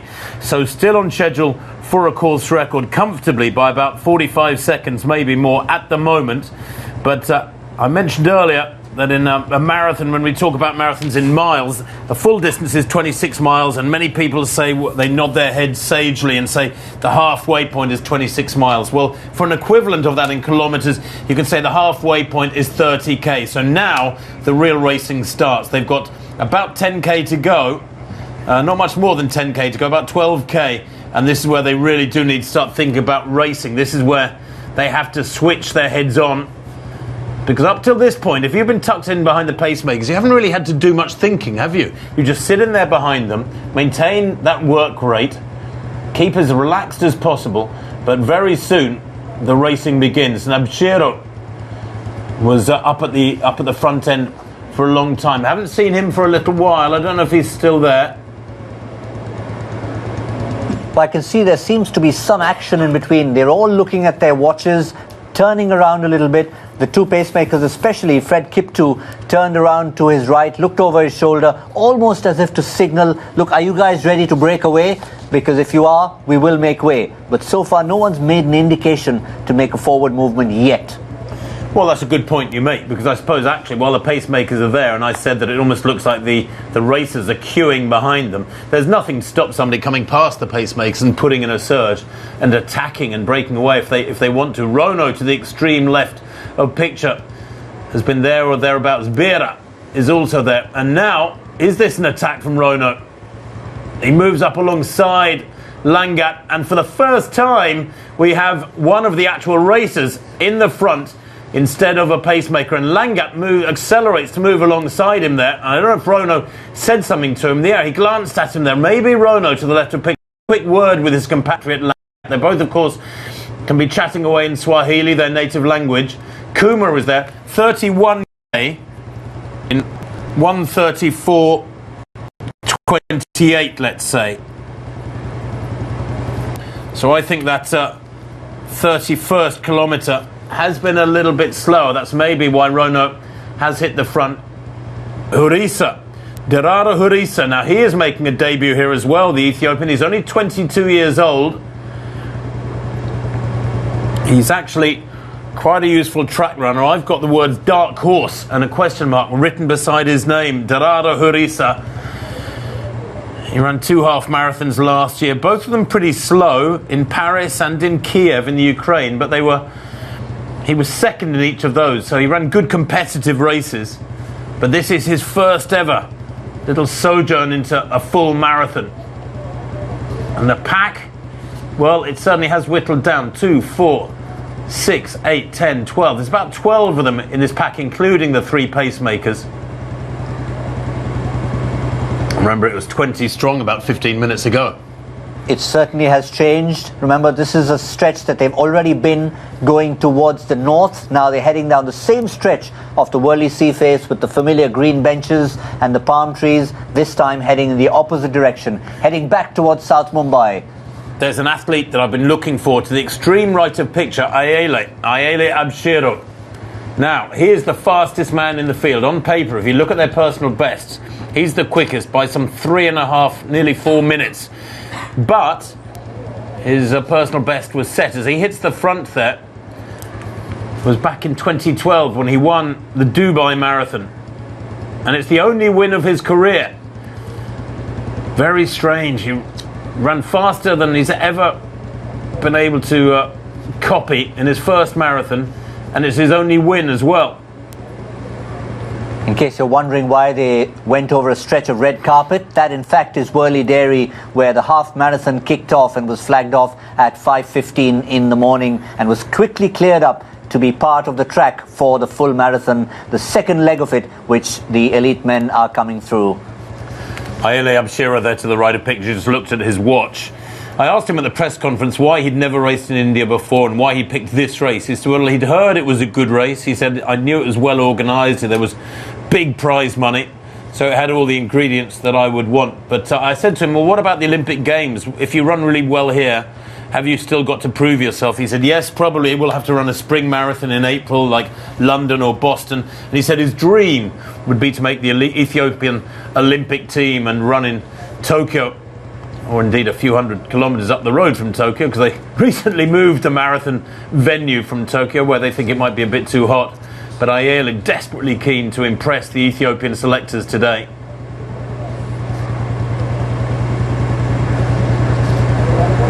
Now, Kiptoo looks to be the only pacemaker that's left. Langat and Abel Chebet, I think, might have stepped off the road, or else they've slipped into the middle of the pack or the back of the pack, but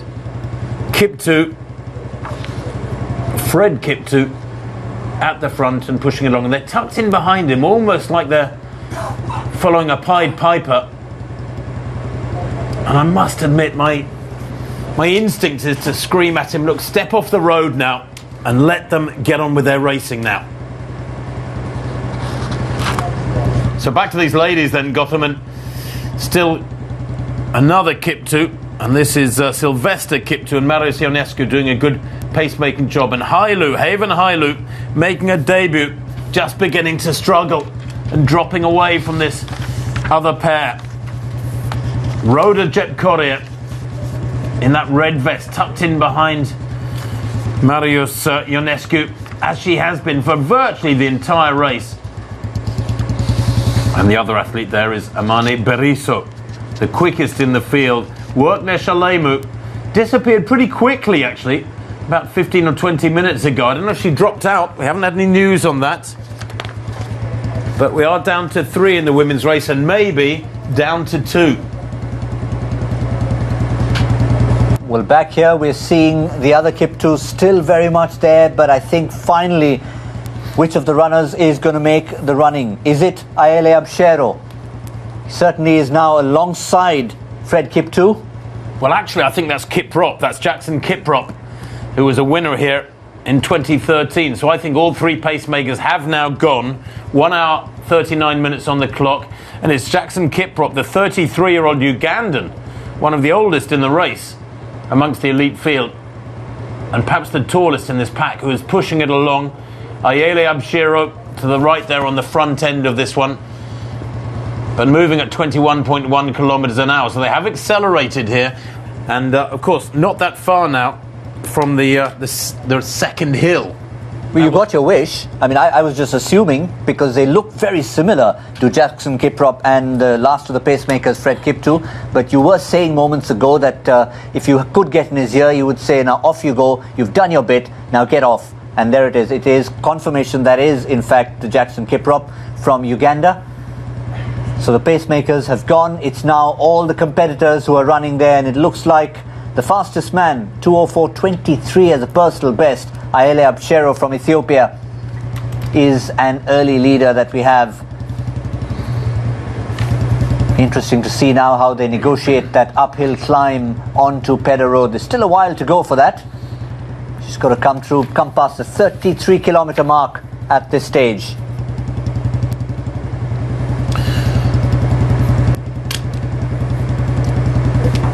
Just about 9 kilometers to go at the Tata Mumbai Marathon 2020 for the elite international men.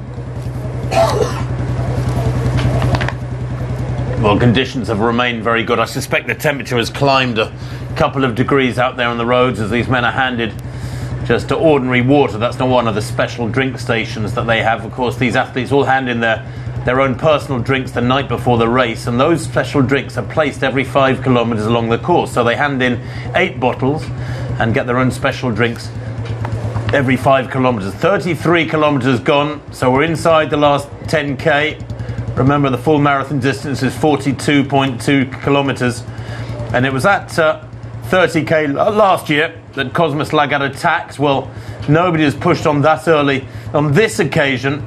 But isn't it interesting to see Jackson Kiprop there, the Ugandan, who ran 3 marathons last year, to the fore and making the running as they're back on the seafront. They'll have Haji Ali over to their right, to the left of the picture as you look at it. And Maina there, Paul Maina of Kenya, is a 2:08 performer. Very tall figure, isn't he?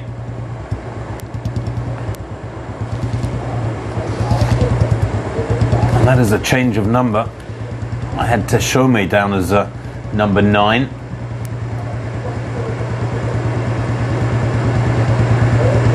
But we're down to what, 2, 4, 6, 8 athletes in this lead group. And it is Jackson Kiprop who continues to push the tempo. They're spread right across the road. Look how far away the athletes are up against the fencing from Jackson Kiprop. He's tall and he's powerful and he's beginning to stride along, and he keeps glancing over at that pack to see what sort of effect this surge is having on the others. 9, I think, in fact, in this pack. Quite unusual to see a pack this big, Gotham, this late in a race. 33, about 34 kilometres behind them. And moving well. We'll try and bring you a split that indicates what the likely winning time is. But focus now should be more upon the racing unfolding before us, rather than any infatuation with times against the clock. Course records are nice, but great racing is essential, and that's what we're getting here. Jackson Kiprop, very experienced. Remember the winner 7 years ago here in Mumbai, and this is his 16th marathon. A little glance at his clock there, at his watch. Trying to figure out how he should spread his energies over the remaining time. He'll have looked at his watch and seen that there's 1 hour 43 minutes, almost 1 hour 44 minutes on it. And if they're heading for something around 2:07, 2:08, then he will have worked out, of course, he's got about 24 minutes of running to come. That's about 8 kilometres. We're not too far from the uphill climb. Just a confirmation of the distance that they've covered.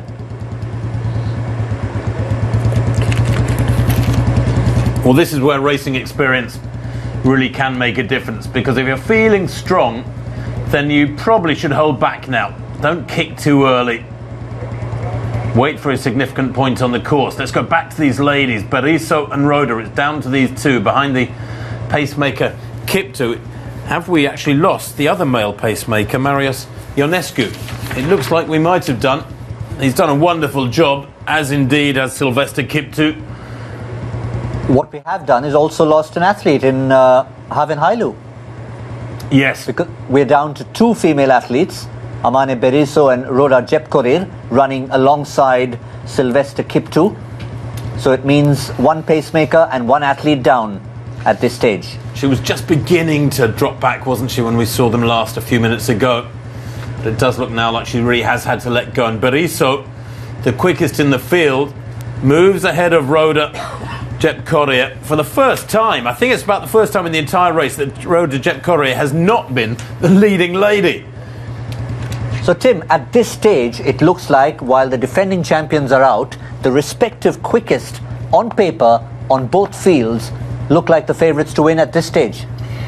Well, certainly that looks to be the case here in this women's race. Berizzo here keeps glancing over her shoulder back at Rhoda Jepkorir, and there's not a lot of response, and that gap is becoming telling. 3 or 4 metres between Berizzo and Jepkorir, and it's growing with every stride, and Jepkorir looks unable to keep on, to hang on to the coattails of the Ethiopian 28-year-old. Amane Berizzo, is she heading for victory here? She didn't race once last year because of injuries, not a single race in 2019. All that frustration and aggression that you would normally unleash in your races has been bottled up, and she's letting it unravel here. Her last marathon was in Toronto, 2018, one of the gold label races of Canada. It's in October every year in the biggest Canadian city. She was 6th there in 2018 in 2:28, and she's had a lot of leg injuries since. Well, this is her first marathon in 15 months, and Jepkorir, Rhoda Jepkorir, dropping away dramatically, so quickly now. I think once you know that the winner's gone, then you just try and conserve energy and manage your remaining reserves, don't you? Yeah, talking about Berizzo, you talked about Toronto, but to go back to a podium finish, you have to go as far as 2017 to Prague, when she came second, and she had a wonderful year in 2015, winning several marathons there, the Copenhagen and the Rome half marathons and the Warsaw half marathon. But in terms of the full 2017 in Prague, she was runner-up, but it looks like she might go one better 3 years later here in Mumbai. Well, it certainly does look that way at the moment. She's got a long way to go. She's got to negotiate that big hill on Pedder Road around 35k, but that is a significant gap. She's now got, what, about 30 metres, 35 metres on the road to Jet Korea, but it looks like the ladies' race may well be decided with 1 hour 47 on the clock. Just as the ladies enter the red carpet, which was, of course, the start line for the half marathon at Worley Dairy, the men are now negotiating the steep hill. Yeah, and this is a real test. This could sort them out. We've got 1, 2, 3, 4, 5, 6, 7 athletes in this pack. Ayele Abshiro, the fastest man in the field, to the right of picture, just running with his bottle all the time. That tells me that the temperature is beginning to take its toll on these men. Gotham, you don't often see that. They normally have a slurp of their liquid and then throw it aside. And if you're running in London or Berlin or Boston, where the temperatures are normally much kinder, you don't hang on to your bottle. But look at the amateur athlete on the other carriageway, just trying to keep pace with them for about 10, 20 meters or so, just to say I ran alongside the best in the world. Not easy, as they've headed up the really steep face of the Pedder Road Hill. Now it flattens out a little bit. But Ayele Abshiro just beginning to turn the screw here. Kiprop in the white and red tucked in behind him. Hurissa, Derara Hurissa, the 22-year-old debutante, looking strong as well. But this is going to make them all dig deep. They're all suffering. And in fact, 5 athletes in this little pack and 2 just beginning to drop away, are suffering a little bit. Not significant gaps yet. So it's Ayele, Kiprop, Hurissa, Maina of Kenya, Paul Maina, and nearest the camera, I'm trying to see who that is.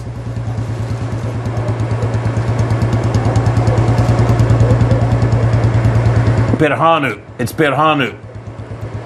That's Birhanu Teshome, the 23-year-old who has run 2:08. I was just trying to imagine if they stay in this group of 5 coming back down Marine Drive towards the finish, we could be in for a cracking finish if we don't have any breakaway runners here. And what a finish that would be in store for. We're so used to seeing 1 or 2 runners run away with things towards the end.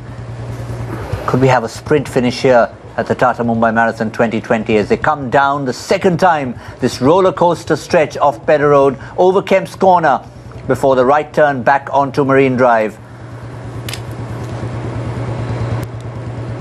Well, that is the hard work done. I think they've negotiated the climbs of the Pedder Road Hill, and with 1 hour 50 on the clock, we are down to 5 by the looks of things. Ayele Abshiro looks very calm, doesn't he? Look, he's gesturing to the others there to push it along. Just see to the man to the right, Ayele, is gesturing to the others to attack.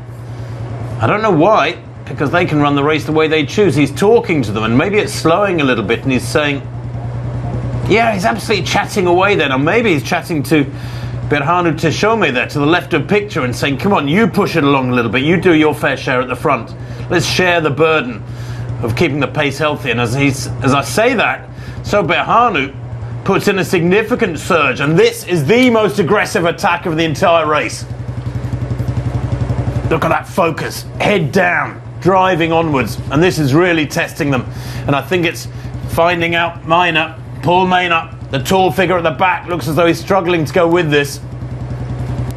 I wonder whether or not maybe Ayele Abshiro Gotham was saying to Birhanu, look, if you feel good, go for it, attack.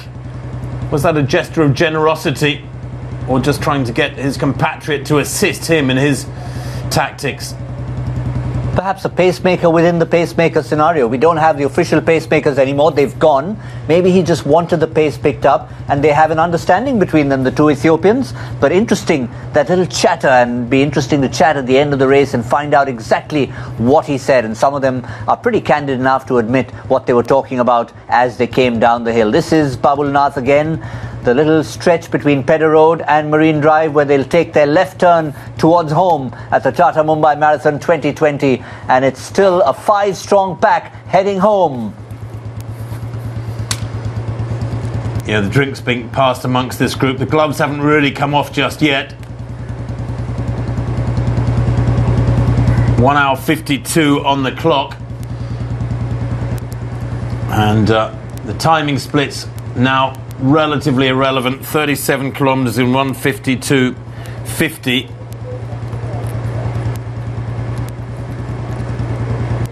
So 5 kilometres to go, more or less. And that would take about 15 minutes if they run hard.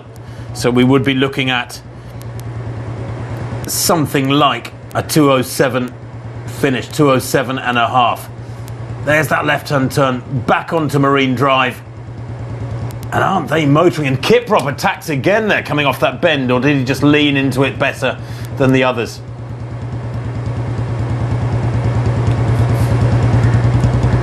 So Maina of Kenya to the right. Ayele, the fastest man in the field, still looks relaxed for my money.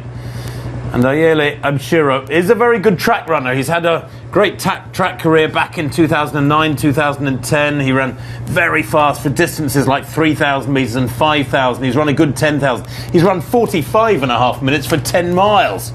So, and sub 60 minutes for the half marathon. He's got all the armoury, if you like. He's done the hard work. He's done the apprenticeship at other distances before moving up to the marathon as Ayele Abshiro.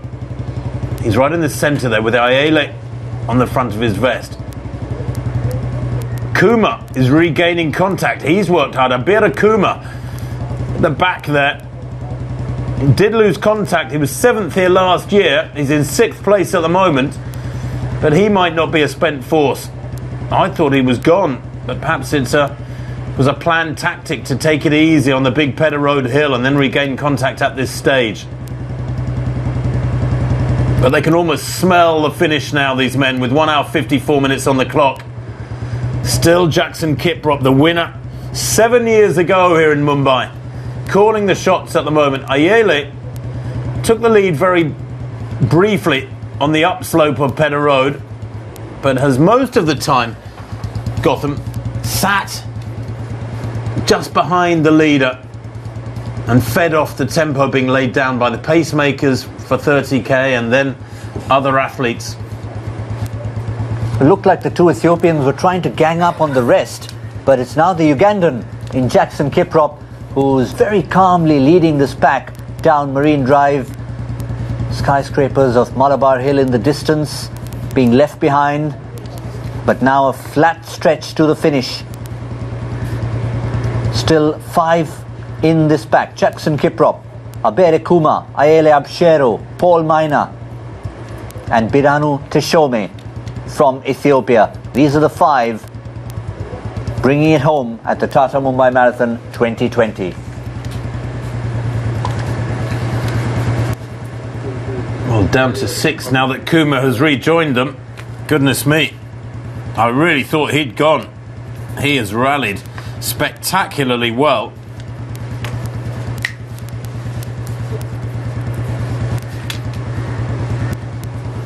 And they are working, aren't they? Berhanu there, look to the left in the green and the blue, is really having to lean into this. He's working so hard.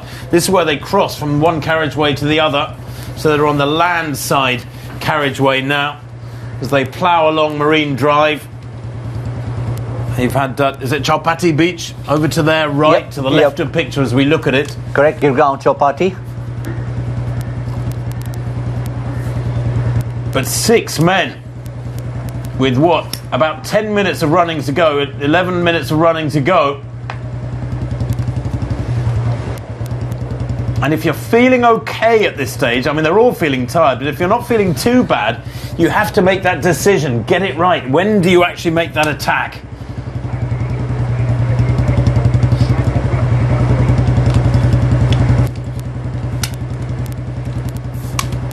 Well, Ayele to the front. I said if you're feeling good, when do you make your attack? Well, this could be the attack. He's thrown his bottle aside. Kuma Hurisa is there as well, the debutante. He's run a 61:45 half marathon, Hurisa, but just to put that in perspective, Ayele, the leader, has run 2 minutes quicker for a half marathon. And remember, as the fastest man in the field, is almost 4 minutes quicker than anybody else in this lineup.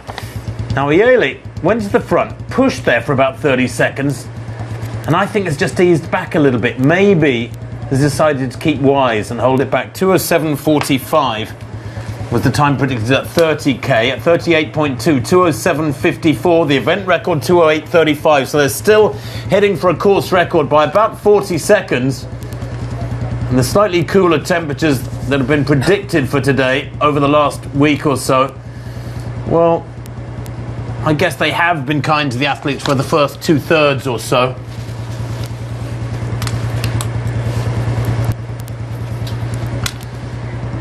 So right there you can see Ayele Abshero visibly leading the pack, almost with his personal pacemaker. They had a little conversation a little while ago. Birhanu Teshomi, the other Ethiopian, and now the Ugandan has fallen back. He's got the most easy running style of them all, Jackson Kiprop, but he's not giving up. He's just at the back, but it looks like these four are going to be heading towards the left-hand turn. They just passed the 39-kilometer mark. And Ayele Abshero kicks in again.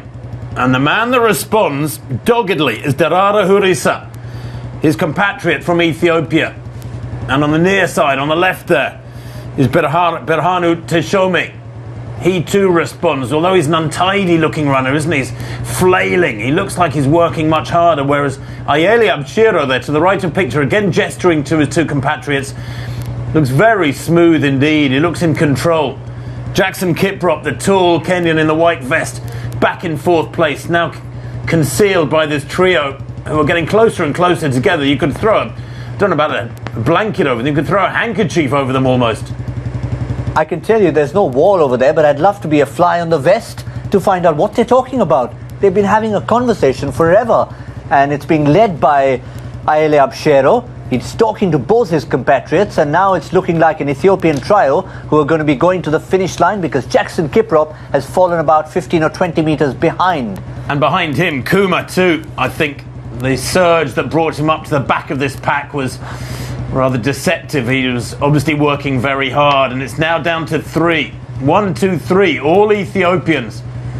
And wouldn't it be an astonishing performance if Hurisa, to the right of the pack, at the age of 22, making his debut, could take a victory here. Although, for my money, with 2 hours now gone on the clock, and look at the crowds up on the bridge there. Wow! Up on the overpass. They've been supporting this event for years and years, and they have positioned themselves perfectly. They know that the elite athletes are coming down, and they've got the best view until, of course, you reach the finish line to see who are the lead runners. And they've seen these 3 Ethiopians running in tandem. Different vests, but they're all from the same country. Ayele Abshero, personal best of 2:04.23, but that was set years ago. The moment he looks at his watch, again they have a conversation. I wonder, they seem to be very friendly with each other. The question is, when they get to the finish line, that friendliness has got to stop. Well, it has got to stop because there's a vast difference in prize money, isn't there, amongst the elite athletes. Remember, $45,000 for the winner, $25,000 US for second place, and $17,000 for third. So I wonder at what point, Gotham, friendship stops for the sake of $20,000 difference between first and second. There it is. 12,000 for fourth, 8,000 for fifth. Still fabulous prize money. But 45 grand for a win? Well, it's 87,000 between the 3 of them. Maybe they're just deciding to split it 3 ways. I love your democratic perspective on this. Look, let's make a deal, boys. Save ourselves a lot of trouble. There they cross a timing mat. I think that might have been 40k. If it was, then that would have been about 2:01.55, something like that. But I can tell you what, they seem to have a system in place. I mean, it's obviously they know each other well enough, and the conversations they've been having from the bottom of Pedder Road when Ayele Abshero pushed Teshome forward to say, listen, you need to give us a surge, get some pace up here. He did that, and now he's stayed with this pack. There's no sign at the moment of either Abere Kuma or Jackson Kiprop. They're in the distance at the moment, hidden somewhere amidst the Art Deco buildings of Marine Drive in the background. What a beautiful sight that is. And the three of them huddled together in this narrow lane without any other athletes to negotiate or pass. The crowds to the right of picture, to their left, cheering them on as these three battle it out. And Ayele Abshiro has the experience. He's 29 years old. Now Berhanu Teshome to the left is only 23. Hurisa to the right of picture is only 22. Ayele is by far the more experienced in every respect. He's got the pedigree as a great track racer. He's got the history as a great marathon runner. He's been in the big marathons like Dubai and several others where he's produced big performances.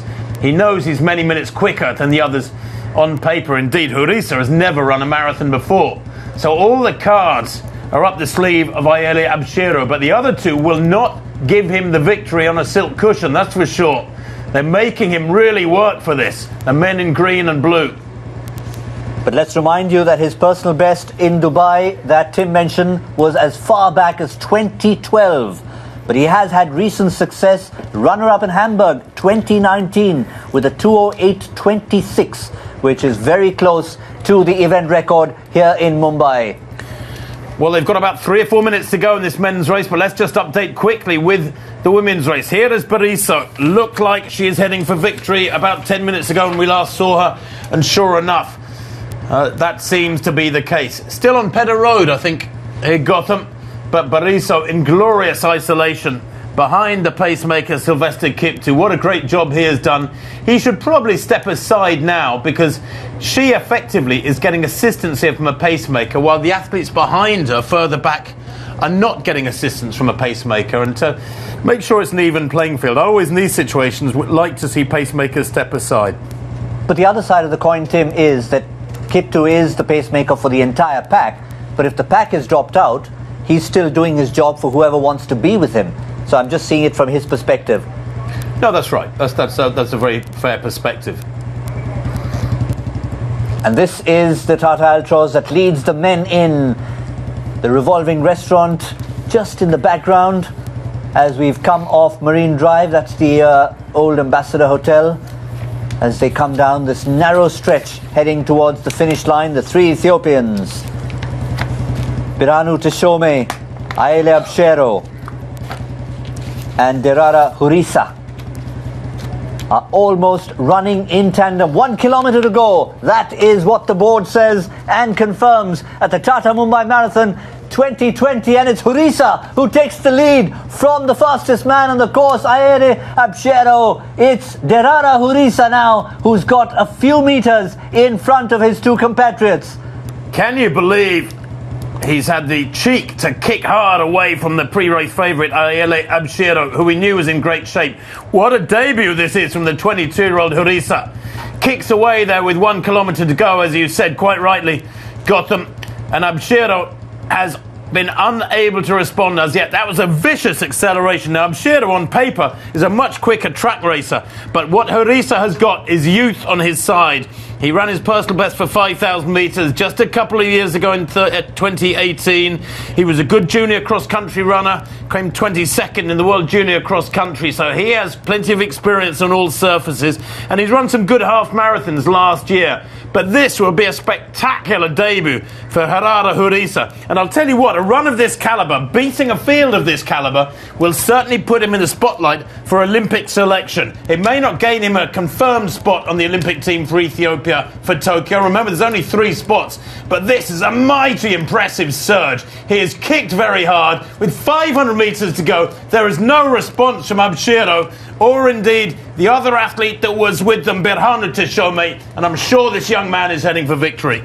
He's got sushi on his mind, I can tell you. If there's even a possibility of Tokyo, it is something he's going to snatch. They are not conversing anymore because they are separated by several meters. The three of them are. Derara Hurisa from Ethiopia leads. It is Ayele Abshiro, the fastest man on the course, in second place, and Birhanu Teshome in a distant third at the moment. Keep an eye on the clock. Are they going to break the event record? 2:08:35 is the course record from Gideon Kipketer. That goes way back to 2016. It's a 4-year-old record. It's still an Indian all-comers record, but $45,000 prize money beckons for Tata Mumbai. This will be by far the biggest payday of his life, a life-changing amount of money for this young man. And at the age of 22, he deserves it, because that was a spectacular surge a couple of minutes ago to pull away from Abshiro and Teshome, and he comes towards the finishing straight now at CSMT, and this will be one of the most spectacular debut marathons in the history of marathon racing. Watch the clock.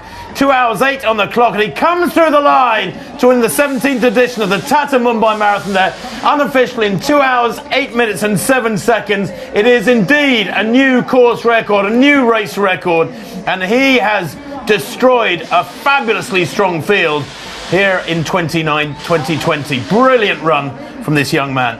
And unofficially, it looks that even Ayele Abshero broke the course record in second place.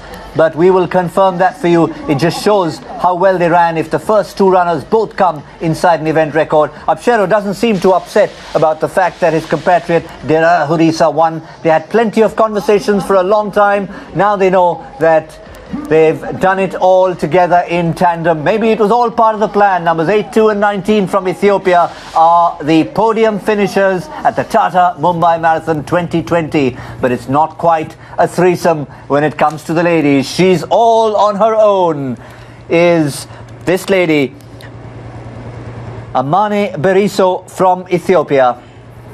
The only lady in the field, the only person she has for company is her pacemaker. Well, on paper, this young lady was the outstanding favourite with a best of 2 hours 20:48. She was almost 4 minutes quicker than the next athlete. And that was the case for Abshiro in the men's race, but he came up against a spectacular debut from Tata Mumbai. He had to give best to his 22-year-old compatriot. Beriso, though, looks to have clear daylight in front of her and behind her, a big gap behind her, and looks to be heading for victory. And this is a sweet run from her. Sweet victory it will be indeed, because it's her first marathon for 15 months.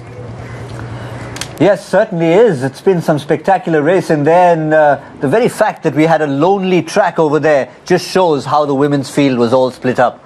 Yeah, two contrasting races. I mean, the women's race breaking up much sooner. We knew the men's race would be tougher because it was a stronger field in depth. There were 15 men who had broken 2:10, and we were treated to a sprint finish. I mean, absolutely brilliant to see that last couple of kilometres unfolding. Beriso, in this women's race, though, was always the class act, and if she could return to her best, having got rid of the injuries that have dogged her this last year or so, then there was a good chance she would win comfortably, and it looks like she is doing just that. Yeah, we don't know what happened to the defending champion Workner Shalemu. We know about Cosmos Lagat dropping out with an injury. We will update everyone about that. But unfortunate, but it just means that it's always good to have a brand new champion on both fronts.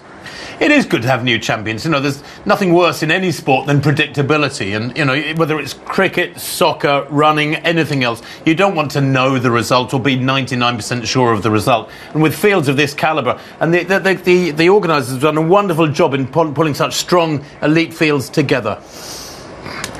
Yes, absolutely. I mean, you talk about unpredictability. Even when you saw that three abreast, the racing from the three Ethiopians, I think it was also unpredictable. If we expected a breakaway, it was always going to be from Abshero.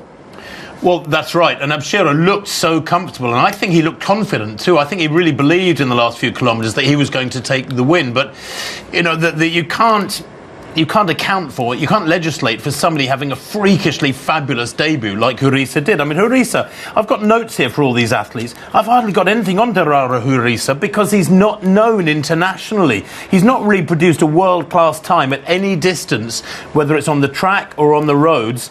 He was 22nd in the World Junior Cross Country back in 2015. Now, that's a solid run. It was in China in 2015. But 22nd, there would have been almost a couple of dozen of Kenyans and Ethiopians in front of him. So there was nothing to indicate that he could take to the marathon like a fish to water. That has been an absolutely spectacular debut. The other thing was, Aere Abshero seemed to be the man in charge when they were having a conversation. He was directing traffic. He was telling his younger Ethiopians, look, you push, you go first, this is what's going to happen. And even coming down Marine Drive, he was initiating the conversations. Suddenly, Hurisa said, I'm not having anything, I'm off. Well, that men's race is done and dusted. The women's race all but done and dusted, because Bariso here is still moving really well, isn't she? She's in the slipstream of the pacemaker. Sylvester Kiptu has been there throughout the entire race. And she's just enjoying being dragged along here. And I suppose when you've got somebody else to focus upon like this, it gives you something to think about. If she was on her own, she would be thinking about not much else other than the pain she's in, the effort she's having to make to get these last few kilometres to clip by. So this is really helping her. Yep, this is the home stretch on Marine Drive coming in reverse. After this will be a sweeping left turn as we saw the men make 39-kilometre mark, which means just about 3 kilometres to go for Amane Beriso. She's out on her own completely. They only got cyclists for company, and of course Sylvester Kiptu, who's been keeping pace from the very start of the race, and he's done a magnificent job. He was with the entire field. They also had the Romanian pacemaker in Marius Ionescu. He's dropped out, as have the rest of the women's field. We don't know where they are or what order they're in at the moment, but we don't know that Rhoda Chepkorir was the only one in the field in contention. But she passed the 39-kilometre marker about 200 or 300 metres ago, 2:14 on the clock now. If she takes 10 minutes to cover these last 3 kilometres, maybe a tiny bit more than that, but she is moving well. Well, we are heading for a course record here as well in the women's race. Remember, Valentin Kipketer's record goes back to 2013, 2:24:33. So she's got just over 10 minutes in which to cover these next, 2.5 kilometres? That is pretty comfortable. She might even break 2:24 here today. It would be spectacular from Bariso. She is a 2:20 performer, but didn't have a single race in 2019. So this is such a sweet return to the racing fold. So much for that wonderful story of having a brother and a sister both holding the course record at the same city. Well, one has already fallen. The men's record is gone. Will Valentin's record also fall to Amane Beriso from Ethiopia? Only the next 10 minutes or so will tell. 2:24:33 is the record for Amane Beriso to try and break. Now the question is, would she be aware of it? Would she be conscious of it? Would her pacemaker, Sylvester Kiptu, be conscious of something like the course record? Because when they are conscious of it, you can see that possible sprint to the finish. Adrenaline kicks in. Well, I think she will have been getting some information from the sidelines, from her managers and other people screaming out the splits, so she will know that she's on schedule for the course record. Her split at halfway was 71:52, and it looks like she's heading for something like pretty much an almost perfect repetition of that through the second half. If she were to double that, then obviously she'd come home some 16 seconds under 2 hours 24 minutes. It'd be 2 hours 44, 2 hours 23 and 44, so it would be spectacular, and she's moving well here. I'm actually impressed with her cadence here, the actual speed in which her legs are turning over. Now the stride length has gone a little bit. If you look at her stride, the length of each step, it's actually quite short, but that doesn't matter so much because she's turning over so fast. She's moving really well. She's still in control, has a little glance at her watch there, and I think she's heading for another course record. Could be a double course record finish here in 2020 here in Mumbai. Just a few stragglers at the other end of the carriageway heading north, but she's heading south, and that is the direction to head for the finish line. One final sprint down Marine Drive, a left turn, and then through a couple of winding little streets towards Chhatrapati Shivaji Mumbai Terminus, Maharaj Terminus. That's going to be the finish line. That's where it all started at 7:20 this morning. I can tell you that in the men's race, the first 7 athletes broke 2 hours 10 minutes, and that is a record, I think, for Mumbai. Abira Kumar coming in 7th place in 2:09:16. That was just over a minute behind the winner, Hurisa. Hurisa winning in 2:08:09 is the official winning time. some 11 seconds ahead of Abshiro, who himself was 6 seconds ahead of third place Berhanu Teshome in 2:08.26 Teshome. Jackson Kiprop, well, at 2:08.41 in fourth place. He didn't even make the rostrum. And it's a big personal best there for Jackson Kiprop. What that also tells you is that even Berhanu Teshome in third place was inside the event record. So all three podium finishers have smashed the course record, and I think that's a wonderful tribute to the three Ethiopians who ran a fantastic race in tandem.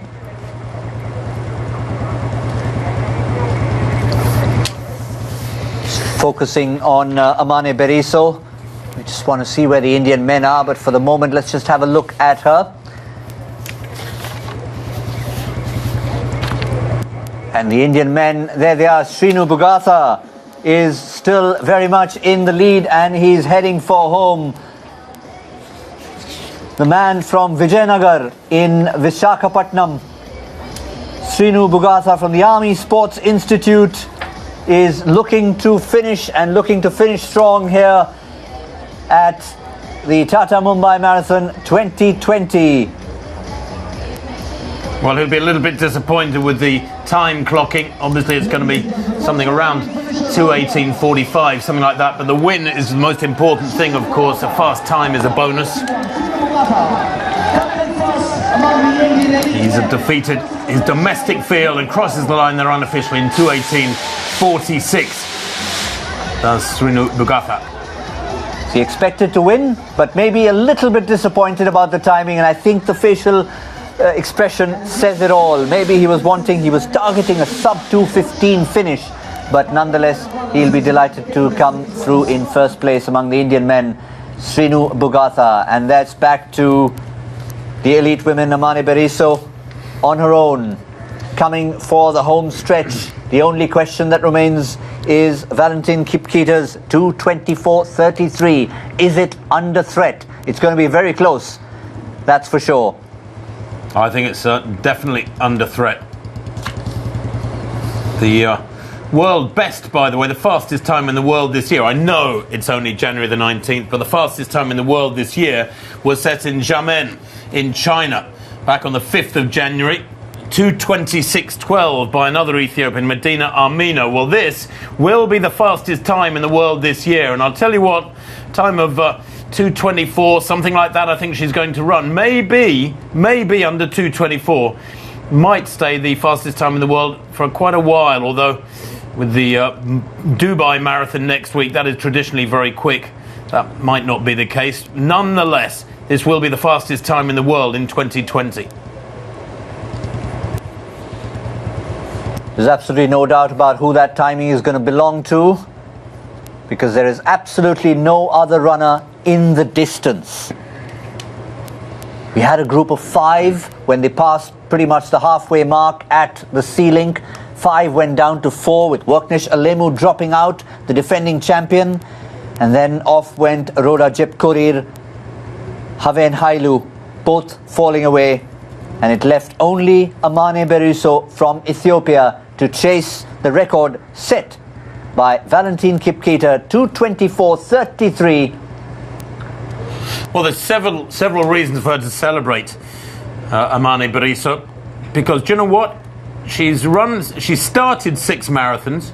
She's failed to finish 2 of them, so she's only finished 4, and she's never won a marathon before. Now, I say that in the context of her being the quickest in the race and having come second in Dubai 4 years ago in 2 hours 20 minutes and 48 seconds, but she's never won a marathon before, so this is a double reason for celebration. Back from injury after 15 months without running a marathon, and more importantly, getting a victory here today in this Tata Mumbai Marathon of 2020. Just beginning to look a little tired there, isn't she? Takes this left-hand turn, 2:21 on the clock. She's got about 3 minutes in which to get to the finish line to set the course record. She's definitely well aware of the fact that she's alone in the field, because normally this is around the time you have a little glance over your shoulders just to make sure that anyone else is not gaining on you. She knows she's the lone ranger in this field and has been for a while now. That's her pacemaker, Sylvester Kiptoo. She just comes alongside him and he's run a wonderful race. And now, for the first time, oh, well, not yet. She hasn't got past him yet. Well, he has done a supreme job of helping her through these latter stages and pushing her on towards this course record. And you know, it happens a lot. If people are thinking, well, maybe it is a bit unfair that she's getting a pacemaker to the line. When Paula Radcliffe set what was the world record in London in 2003, she had 2 male pacemakers for the entire race, a couple of Kenyans, all the way to the finish line in front of Buckingham Palace. They guided her through to the line, and she ran 2 hours 15 minutes, smashed her own world record by a couple of minutes, and it lasted until Chicago last October. Well, 2 hours 24:33 is the target. Valentin Kipketer setting that back in 2013, and I think it's living on borrowed time. Or is it? She's got about a minute and a half in which to get across the finish line. 500 meters to go. It's going to be touch and go, but I think she will probably just be under it. You can see the boards of another future landmark of Mumbai, the metro, the construction area. It's going to change the face of the city. The pacemaker looks over, says, come on, it's your time in the spotlight. Go on, time to get past me. I know I'm bigger, I know I'm wearing a brighter shirt, but it's your time in the sun. You've won this race. You're the champion for the Tata Mumbai Marathon 2020, and it's time for you to take it home all alone. He steps aside, he slows down to just about a crawl, but he's still ahead of her for the moment. Just about a couple of 100 meters, 300 meters to go for Amane Beriso. Well, she's never raced on the track. She's an out-and-out road racer. She's world-class at the half marathon. She's run 68:43 for a half marathon. That was in the Rome Ostia race down in Italy back in 2018. She still has ambitions at the half marathon, she said. Well, she's running a very quick race here today. Maybe not a personal best because of that 2:20 clocking 4 years ago in Dubai. But this will be her first ever victory. And she is suffering, isn't she? Look, the legs are beginning to go. There's not the same cadence there, the speed of turnover. She needs 2:24:33. It's going to be very tight indeed. She's got 10 seconds in which to get to the line to get that course record. But she's really suffering. And I don't think she's going to make it. She's almost fallen apart in these last 30 seconds or so. The course record has gone by. That stays intact to Valentin Kipketer. It will survive for an 8th year.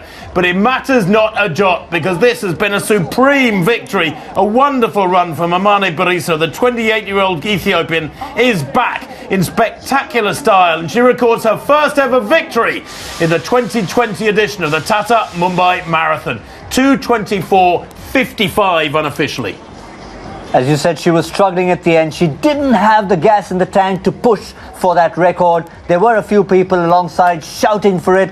I think Sylvester Kiptu was also trying to indicate to her, look at the time, look at the time. He was just jogging alongside her. But what a wonderful job he's done. There he is to just shake her hand and say well done. And I'm sure she's returning the favor to Sylvester Kiptu, who paced her all the way from start to finish. Amane Beriso from Ethiopia, the champion of Mumbai for 2020.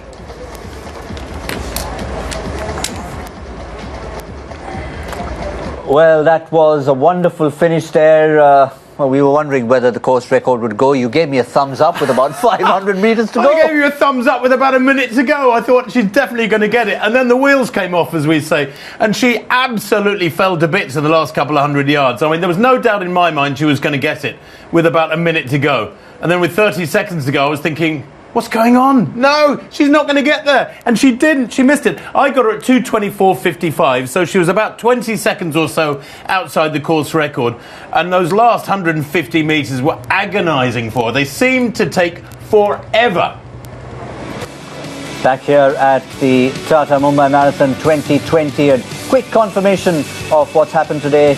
The debutant Derara Hurisa from Ethiopia, in fact all 3 of the top 3, Ayele Abchero and Birhanu Tishome, all inside the event record. Wonderful race from the elite men. From the elite women, we had Worknish Alemu, who actually was out of the reckoning, and it was a fantastic finish there. It was Worknish Alemu who was actually out of it. Amane Beriso finishing on top, and just outside the course record, Amane Beriso, the champion of 2020.